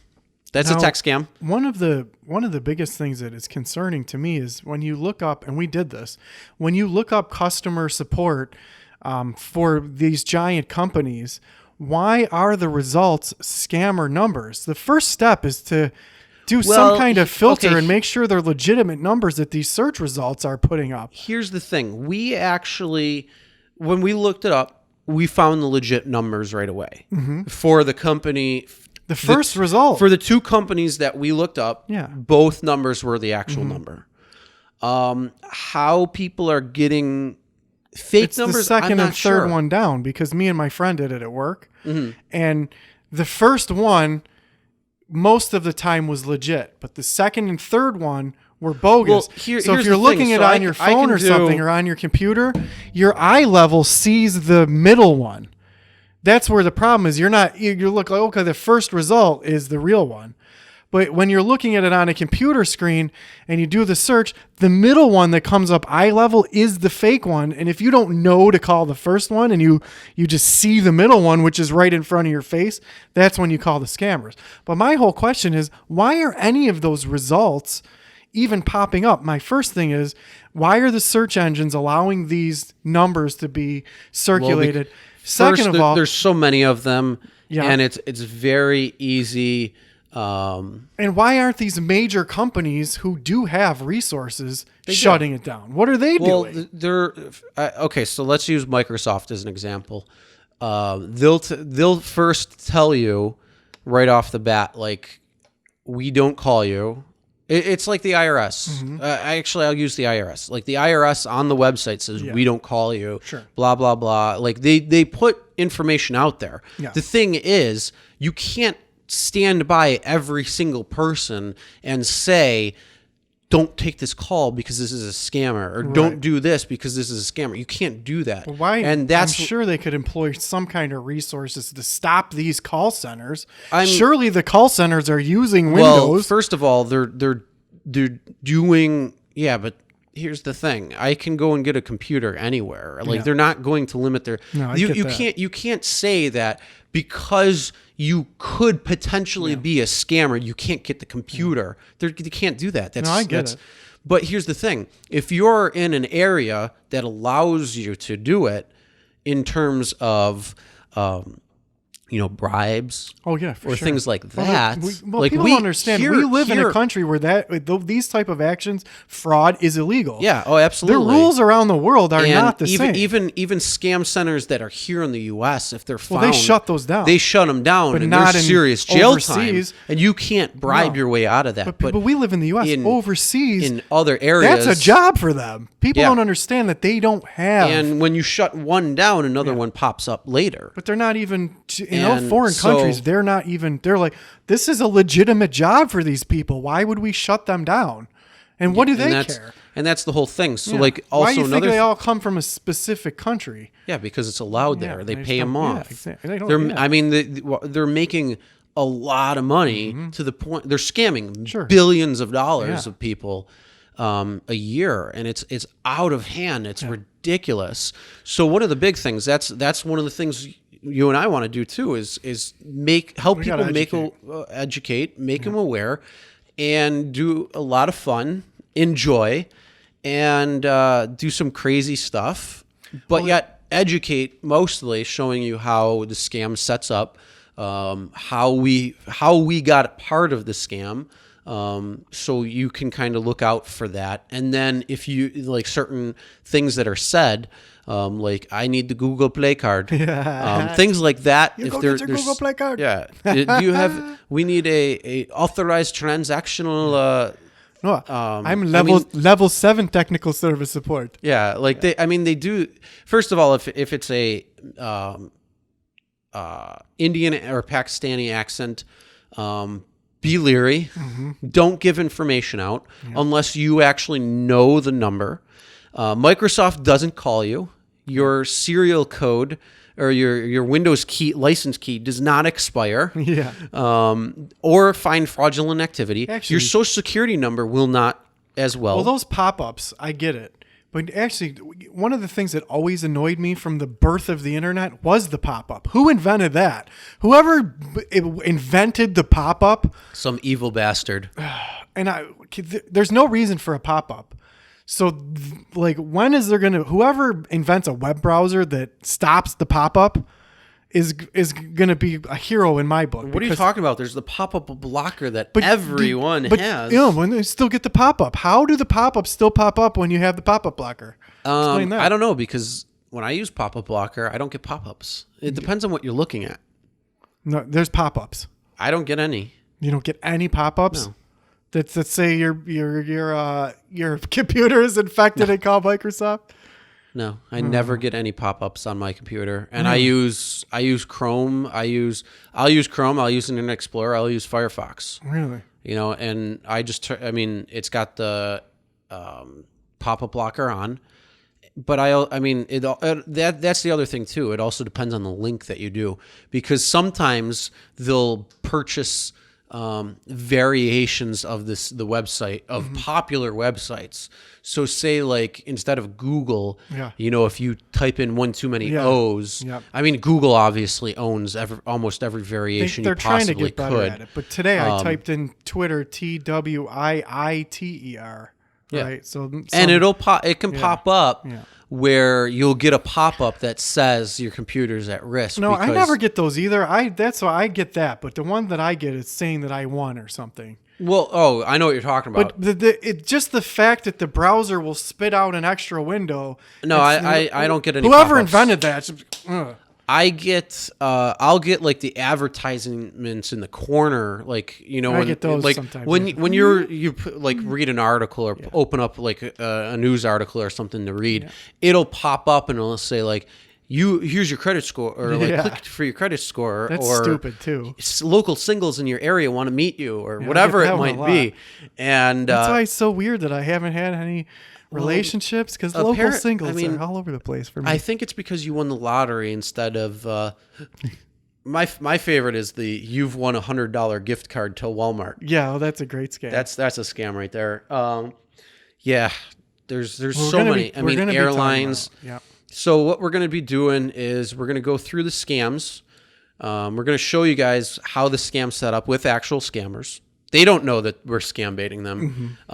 Anything that we do too, we recommend not doing. Yeah. Because you don't want to give out your any personal information. So we're going to have fake names. We're going to have fake aliases. We're going to have everything's going to be made up on the spot. Yeah. Or maybe even beforehand.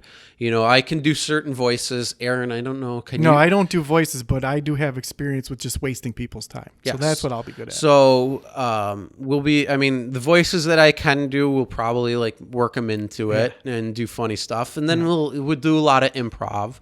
Yeah. But at least you'll see how the scam's set up.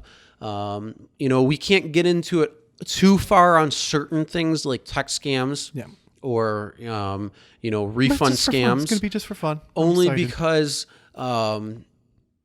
you have to have them log into your computer, and there's a lot of times that they'll log into your computer and do certain things, but we don't have the ability to have scammers log into our Here's computer my question. yet.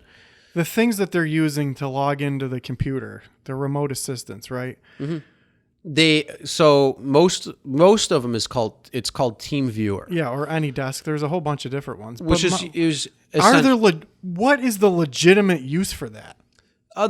There's a lot of times when places need to remotely log in. For what? So just maybe diagnostic work. I mean, if you're actually if you actually like, let's say Geek Squad. Yeah. Geek Squad might have TeamViewer or something that's on it. Well, That here's my you're question. actually talking to real Geek Squad. Right there is the solution. They should each have their own specific one that has a special code or is Some of them encoded do. or encrypted. No, some so of them that do. these scammers cannot use this downloadable But see, program. here's the thing.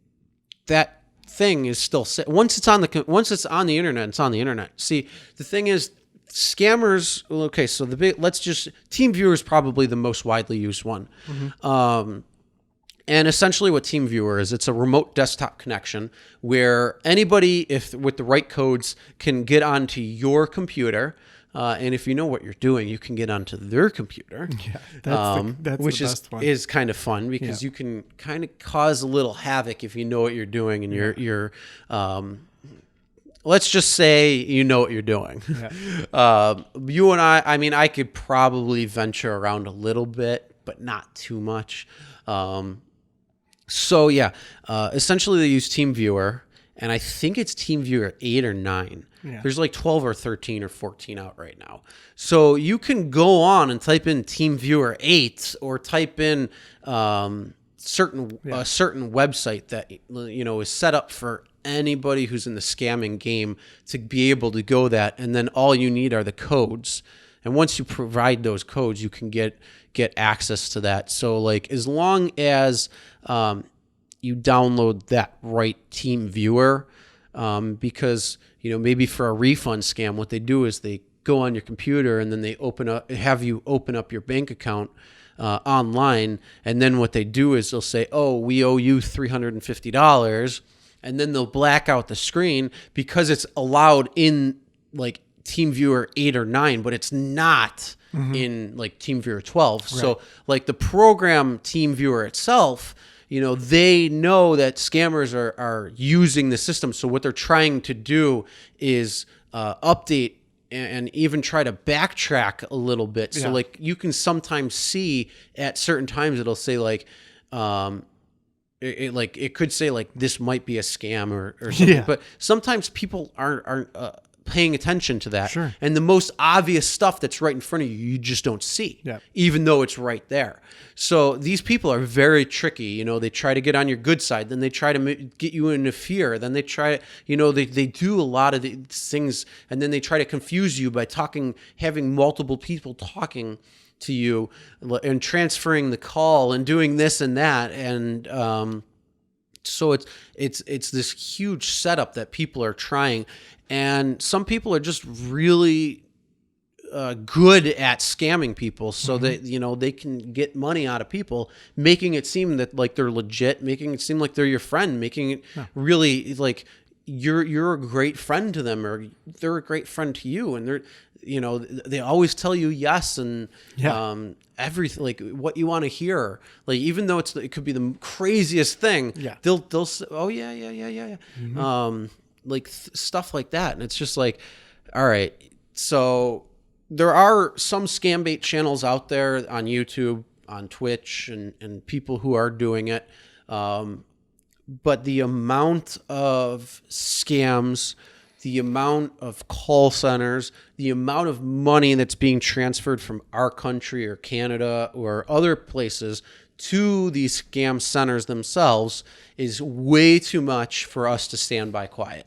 For sure. So what our whole goal is to not only waste their time so they can't scam other people, but it's mostly to raise awareness, to educate, for sure, in a fun and crazy way. And just to have fun.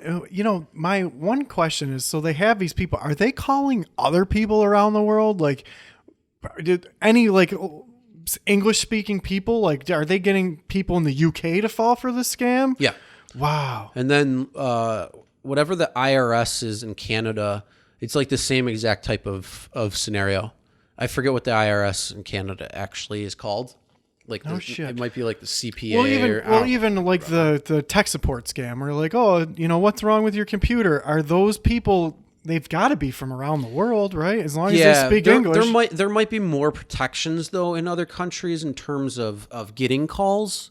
Maybe because of phone numbers, because like you can spoof number, like you can purchase blocks and numbers. Not the getting calls I get, but like when you're on your computer and you get the scam pop up, like your computer has herpes, call this number, and you call that number and it's the foreign call center.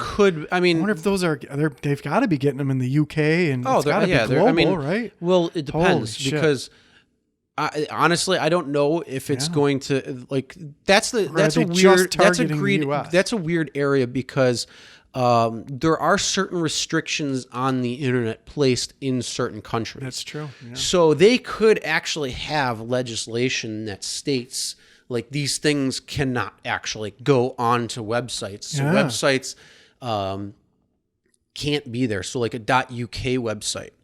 Is for like the United Kingdom. Yeah. So same thing with .ca. Yeah. So like you could go to google.ca. I don't know if that's actually existing or not. Yeah, probably. Or google.uk or whatever, or ford.uk and get the UK website, which might be deemed for UK itself. And that wouldn't have the scammer pop-up on it. It's possible. I don't know any legislation behind that. But because the internet is global and people are connecting to these different sites, if you have a VPN, then all bets are off. Because like I can set up a VPN that says I'm in Alberta, or a VPN that says I'm in Bangladesh, or anywhere really, that says that I have a VPN anywhere, and it's just to mask where your location is. So. At that point, you can access different parts of the internet. So like I can have, and that's what a lot of Chinese citizens do because they have such tight control. Like Google itself follows the strict standards that the government puts in place. Now they finally gave in. well, they gave in for the reason because they want their code to stay theirs. They don't want it hacked out by a company. We're just gonna do it that's anyway. going to do it. So they went. makes But sense. people, I mean, a lot of people there, they use VPNs that show that they're in a different country, so they're getting different information. So like instead of the internet through China, you could be getting the internet through the U.S. If you have a U.S. IP. Showing that you're in the U.S. even though you're in China, so you're getting everything differently. So other countries do have that, and to go into what each country has, I couldn't tell you, and I don't know. So certain pop-ups might not be allowed, or pop-ups in general might not be allowed in certain countries. Advertisements on certain things might not be allowed in other countries. Or maybe they have to follow a strict guideline. I don't know. I can't say anything on that. The only thing I can do is what I know firsthand personally, which is here in the U.S. Well, the tech support scammers are one thing because that's a job. I get it. Like I come to my job and people call me and I tell them that I'm a level 7 technical support person. That's one thing. But the people who are doing the IRS scam are like, those people are coming to your house to arrest you. Oh, and, yeah. Oh, man, they're using straight up fear to. Oh, yeah. Oh, disgusting. There's a lot of shady things. Yeah. So, and that's the whole thing. Like, and it's just bad. And then so the text scam. So if you go through a text scam and you get the tree and you buy their service and they go through your computer, which is all crap. Yeah. And if they don't steal your information right there, then they can call you back later and say, "Oh, our company is going under, and we have to give you a refund, whether you're actually a customer or not. It doesn't matter." Yep. But they probably could get you. Oh, for sure. And then they do other things on top of that. Yeah. And it's just this weird and wild thing. And because there's so much going on, there's only a small amount of channels that are doing it and a small amount of people that are doing it and showing the scams and scam baiting scammers, essentially. And so we're taking up the call to do that. You know what else is interesting? When I got my taxes done, I went to a prominent tax place because I'm not a tax professional, and I got my taxes done. And the minute that I got my taxes filed and gave up my phone number to the tax people, 2 days later, I got bombarded with calls that there was a problem. I'm just getting these calls. So I've had my number for a long time. I don't get any kind of scam calls, nothing. If someone is calling me, it's because they have a legitimate reason to call me and I gave them the number. But when I went to this prominent tax place, the minute that I got my taxes done, about 2 days later, I got bombarded with calls that lasted for 2 days of all these calls, and they were scammers trying to scam. My friend at work got the same thing. So the only way that could have happened is the minute that I filed my tax return electronically. How did they know that somehow my information leaked from that? Not and there's no doubt. Not necessarily that it's not a coincidence. It actually could be, because here's the thing. Every single American has to file their taxes at a certain time. So when you file your taxes, you aren't the only person who's getting that phone call. They're sending out in blocks. Mm-hmm. And then what they do is they focus in on an area. So like, our area, they might be focusing in on for a couple of days. So you're going to get that for a few days. Yeah. And then they go to the next block of people and call all those numbers. Yeah, so it is actually, it could be actually a coincidence, because again, you're only going to get the IRS calls usually around tax time, which is when people are filing their taxes. Of course. So that one is a pretty good coincidence. This place, I don't think they're going to sell your information. I don't think it was the place. I think some kind of software that they used or something. There was some part of it that leaked my information. But when you file electronically, who knows? You're putting it to the. I don't know whether it was the tax software that they were using, their computer programs. As soon as I gave out my number, 2 days later, bam! I get flooded with calls. You got to sit a little closer. Oh, sorry. I'm gonna go out on a limb and say just an ironical coincidence. I'm gonna say it's probably more of a coincidence than any type of play Okay. or fault. Well, how come the umpteenth every year I file my taxes? Why, when I went to this specific new place, Coincidence. all of a sudden I've never got tax scammed before? Coincidence. I mean, I get what you're saying, but I'm still suspicious. It's more than likely it's coincidence. I mean, is this a reputable company? Yeah. I don't think they're going to be selling your information. No, I don't Or think it was even the the so- company or either, even the but software. Who knows? I'm going to go out on a limb and say it was just a lucky coincidence. Maybe.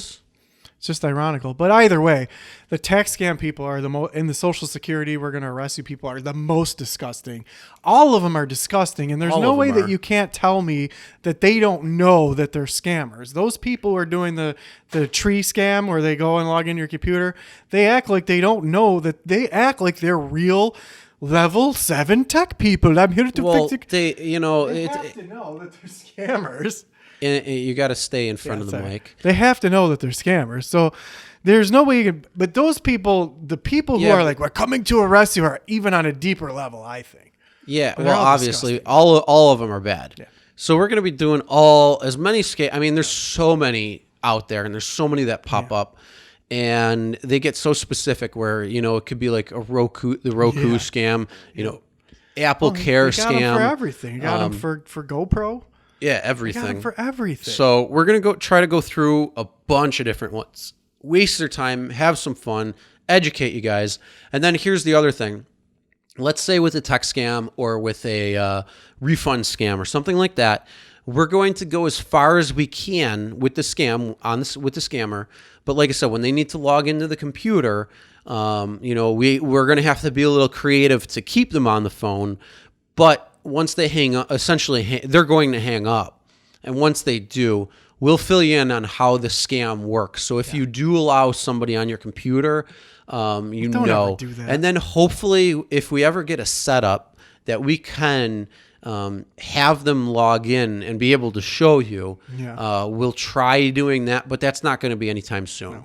We're going to have to enjoy some crazy videos beforehand. Yeah. So we're going to do definitely some fun, crazy stuff with different voices and personas and personalities and craziness and a lot of fun. How can we stop people from calling these just say if they have a foreign accent, just hang up and call a different number?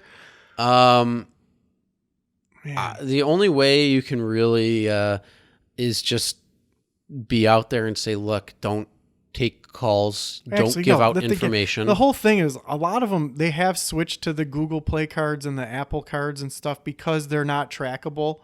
And if you're using a credit card, they could trace, Well, some areas you can't, like certain places are capped. Yeah. So like India being a big scam center, their transactions might be capped at certain places. So like Visa and MasterCard and American Express and all these credit cards companies. Well, that's a paper trail. Besides the paper trail, they're capped at a certain transfer. Same thing with like Western Union. So that's why they don't say go to Western Union and wire money here. They don't do that anymore because you can't wire money to India in the increment. Like it's a much smaller number now than it ever was before. Because of the scams. Because of the scams. And plus, the credit cards are traceable. Western Union is kind of traceable, I guess. No, because you only really need a code. Yeah. And anybody It's can easier have that. But that's why they were sending people to Western Union, and then they caught on to that. So now the Google Play cards, those are probably more untraceable than a credit card would be. So they're like, oh, go get the Google Play card. Well, there's got to be a way to just educate people. The thing that always got me is like, okay, you talk to someone on a computer that you think your computer's broken, but then you got to get in your car and drive to the store. And at no point did you ever think, well, wait a minute. Yeah, well, that's the thing. No legitimate business. First, actually, if you find yourself on these calls, ask questions. Yeah. Just ask whatever you need to ask because one, they stick to a script. Yeah. They don't go off script. They get angry if you go off script. They'll hang up the call. Yeah. They'll do a lot of different things. Yeah. They'll start they could even harass you or stuff. Just ask questions. Like Yeah. if you're with the line with a legit company and you start asking questions, they're paid to answer questions. Yeah, for sure. So they're going to take care of you. They're going to answer questions and they're not going to get rude about it. Yeah. They might get annoyed, but they're still going to answer your questions. So that's one thing. Start by asking questions. Yeah. Number 2, any legitimate company is going to be able to take credit cards over the phone Yeah. or refund you via credit card Yeah. over the phone. Yeah. I do not recommend giving out your information unless you know specifically exactly who you're talking to. Yeah. So if you need to go to Roku, if you need to go to Comcast, if you need to go to Microsoft, if you need to go to Geek Squad, if you need to go to IRS, go to their actual website. So go to like bestbuy.com, go to apple.com, go to irs.gov and get the phone number on there. Yeah, that's what I tell people. But see, I thought like it's just old people falling for this because old people fall for scams a lot, which they do. But I know somebody our age who fell for the scam. A lot of people. What are you talking about? Actually, you'd be surprised. It's actually younger because they just say, "Oh, okay, my bad." Like they don't. The critical thinking is not necessarily there. And she's a reasonable person. So the first time she fell for the scam and gave the scammer $500, and they must have put her on the list. Do you know what scam it was? It was either the IRS scam or the pop-up support scam. I forget which one, but I can find out very easily. So she gave the scammer $500, and then it might have been the IRS scam because then the next year they called her, and she was afraid to hang up on them. And that's what blew my mind. Like, okay, well, it was a scam this time, right? I'm like, yeah. But they kept yelling at me and pressuring me. I'm like, just hang up the phone. Well, that's rude. No, it's not rude to hang up on a foreign person who's trying to scam you. Just hang up the phone. Yeah, exactly. But people, they don't even realize that just hang up on them. Oh my goodness. So yeah, first get all fired up about it. And if you don't feel comfortable giving out information, don't. Oh, definitely don't. Don't. Nope. You don't have to. Yeah. And nobody's going to come at your door.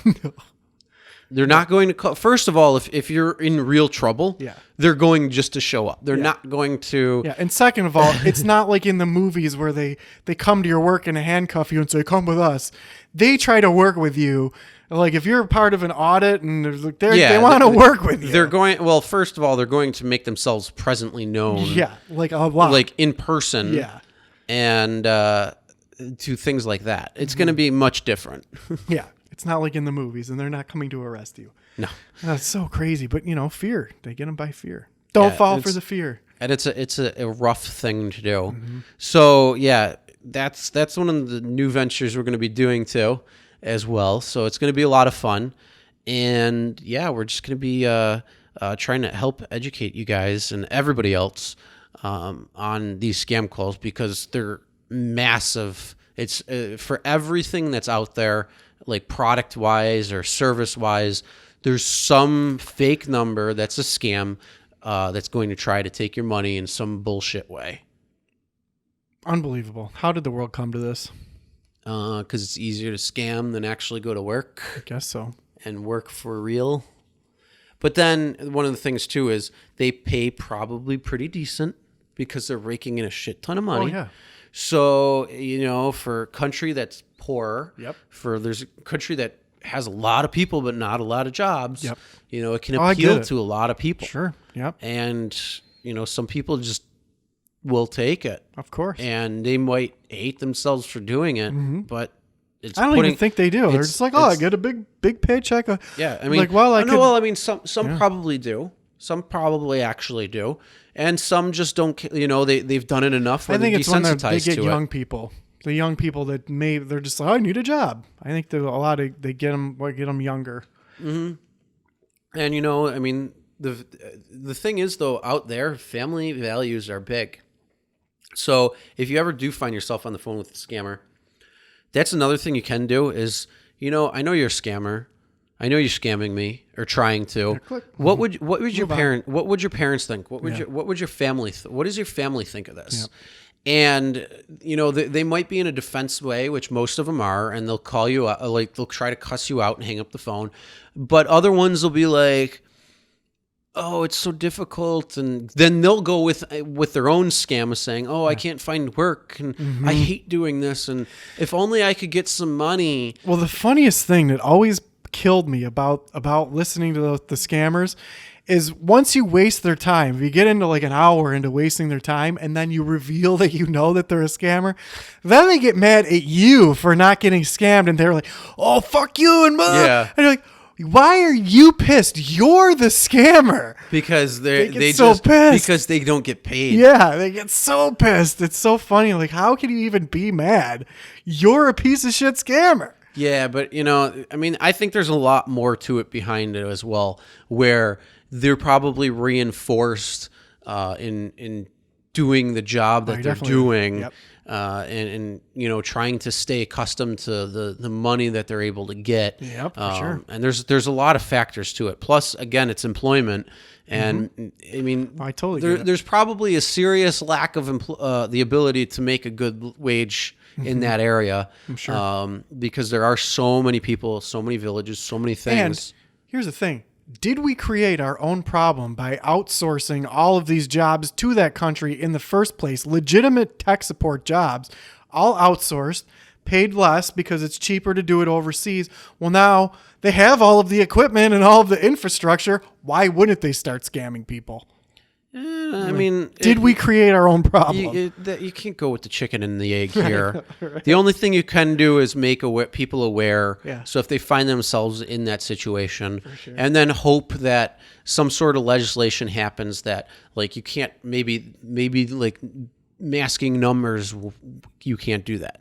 I mean, what they can do though is they can purchase numbers that are legitimate U.S. numbers, but maybe you have to be. You have to. There's maybe certain restrictions that are put on how numbers are done, or something like that. I don't know. They're working on it. The FCC. Well, this is the stupidest thing.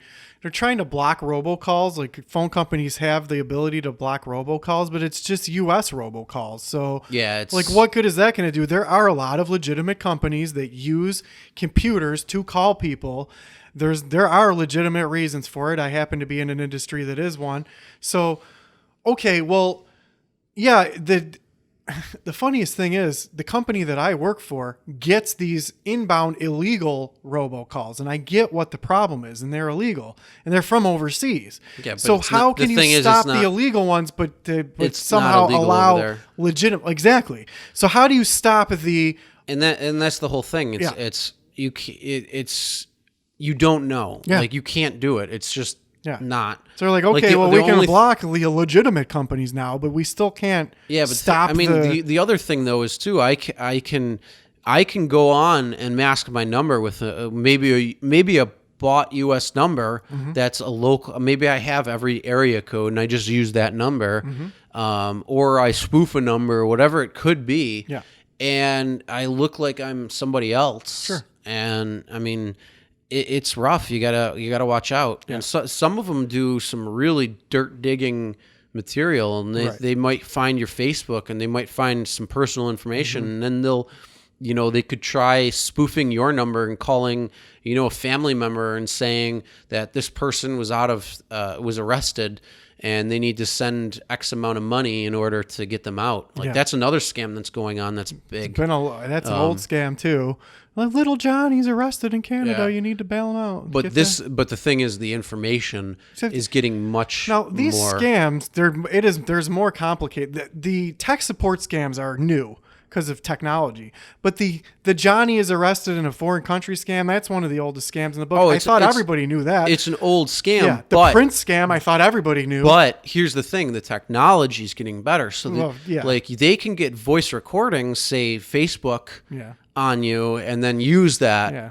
and play it back. Yeah. And that's just it's like, bad. And then I that's thought the people other thing. knew about all they this can, stuff, but the though. thing is, they can spoof your numbers. So like, I can be, let's say I'm a scammer, and I can use a friend of yours phone number, Mm-hmm. or a family member's phone number, and call you from where it sounds like it looks like that number to you, but it's spoofed. Yep, And all of that stuff is designed to make you think that what's going on is actually happening or is real. And in fact, they just did a lot of information.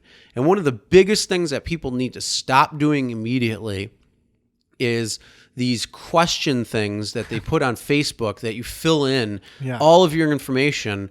And is your cat a Scorpio or a Capricorn? How no, old are they'll you? actually say like, what was your dog's first name, or like your first dog's name? For sure. What or street did you cat. live on growing up? But the biggest thing is you can't do that because those are most of the security questions that most things use. Like, what's your favorite restaurant, or what's your favorite sports teams, or things like that. Those are all questions that are asked. So if you put that information out on Facebook, hey, guess what? Now I have your information, and I can try to get into bank accounts or information like that. So stop doing that immediately. Yep. You got to stop. Yep. There's so many out there. But the classics I thought everybody knew, but people are still falling for them. But that's the whole thing. People don't know that it's a classic. They've never heard of it because they don't know. Yeah. So that's the reason why we want to be able to do that. So you're probably going to hear us talking about that on the podcast a little. We're going to be referencing it just so like anybody who listens to the podcast that doesn't understand or know what scams are or scam baiting, then they can go there, check it out, and kind of understand what's going on and things like that. Yep. Awesome. We'll be doing that. And there's also this YouTube channel that I discovered. It's called Real Rideshare Stories. You just discovered pretty good. that? It's a really great channel. It's a great channel, and everyone should watch that too. That's my channel for anybody who didn't know, or well, obviously, probably, I don't know. You might have known. But yeah, I have a YouTube channel that deals all with people. Uber and Lyft. So don't eat 100 milligram edible. Don't drink bleach. Don't eat Tide Pods. And don't fall for the scams. Hang up, people. Oh, yeah, just hang up. You don't have to talk to someone with a foreign accent on the phone. Especially who's being very pushy, who's not answering questions, who's using fear to do things. Yep. Don't do it. Yep. And don't get a Google Play card. And get a Google Play card for Little Johnny. Yeah. And only Little Johnny or Little Sally. Yeah. Little Johnny didn't get kidnapped and isn't arrested in a foreign country. No. I mean, give it to him for Christmas or birthday. Yeah. You can get a Google Play card or an Apple card or a gift certificate card. They're okay to do. Yeah. But just be careful. Yeah. Don't give out the 16-digit code on the back. Nope. Because anybody can redeem them and put them into their account. Just not good. Amazon card, same thing. So crazy. Starbucks card. Yeah. Kohl's card. Well, that's what'll be next. To go get your Starbucks card. I need $1,000 worth of coffee to fix your computer. One of the big things too is when you get a gift card, try to use it as quick as possible.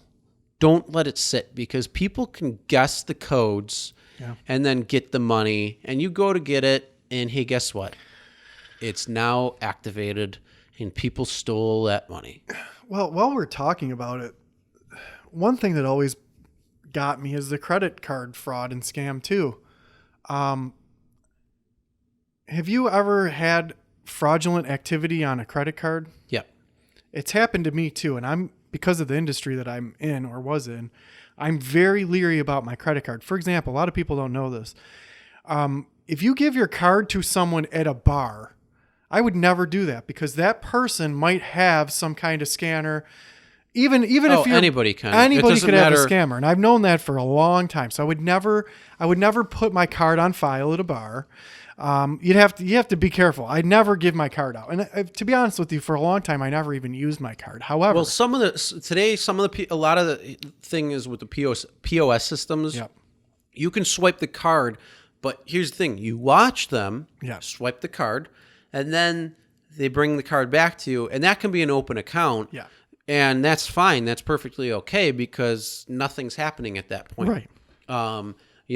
Anytime, a waiter or waitress at a bar or restaurant, you got to watch out. Mm-hmm. It's possible. Well, that's the whole reason for the chip. The chip is supposed to solve the card reader problem that people could just swipe your card. And I mean, it does eliminate it because it generates a random number and it's harder to spoof or hack than just having a card reader in your pocket where you're like, oh, how was your dinner? Boop. Oh, thank you. You know, that's what used to be happening. So also another thing that you can write on the back of your card that people probably should do, I write CID on my I have card. that too. And you know how many people actually ask? I've had 2 people ask, but most don't because they don't look. Yeah, but here's the thing: 2 out of how many swipes? Oh, a million. I was very impressed by the person who, it was actually at department stores. It's like it says to see your ID. I'm like, congratulations, you're the only person. You know what's funny is at the hotel I was staying at in the gift shop, if you were paying with credit card, you had to show ID. Like it was part of their, and it's probably because there was fraud happening that they were getting kicked out on. And then when fraud happens, like the people who charge the card don't get the money anymore. So, you know, the scamming can happen twofold. Like I can go and swipe something somewhere in some place and say, no, I wasn't there. Like, and bullshit. And then, but I really was. And any of the money I spent just disappears essentially. So that's one of the things you got to watch out for. Well, that's my whole question. So first there's the card skimmers you got to watch out for. They had them at gas stations. There used to be waiters that could buy a card skimmer. Well, then they come up with the chip that is supposed to eliminate, and it does kind of, it's harder to do now. You can't just, you can't just use a card skimmer. So, but I remember it was the 4th of July weekend. I was out of town. I went to this tiny little bodega store. I went to buy something. He said, oh no, our card thing doesn't work. You got to use the ATM over there. Now, I knew that I should be suspicious, but I didn't think that it could be a rigged up ATM. But it was. So someone must have opened that ATM up, got in there, put the card skimmer inside the ATM and closed it up. Now, they waited until Thanksgiving.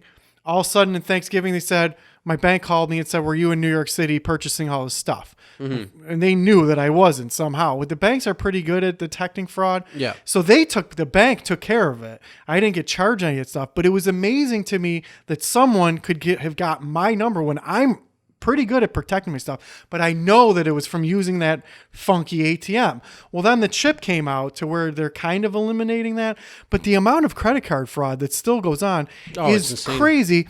And also the thing where you go, I never was at this store and purchased something. My whole question is, do they do any kind of investigation? Does the bank look into it? I'm sure. I wonder if it's done by AI or starting to become done by AI, like an investigation. Because the biggest thing is, like, if you're actually like swiping your card in your local area, and then all of a sudden it's here. It's being swiped over here, anywhere in the world. Yeah.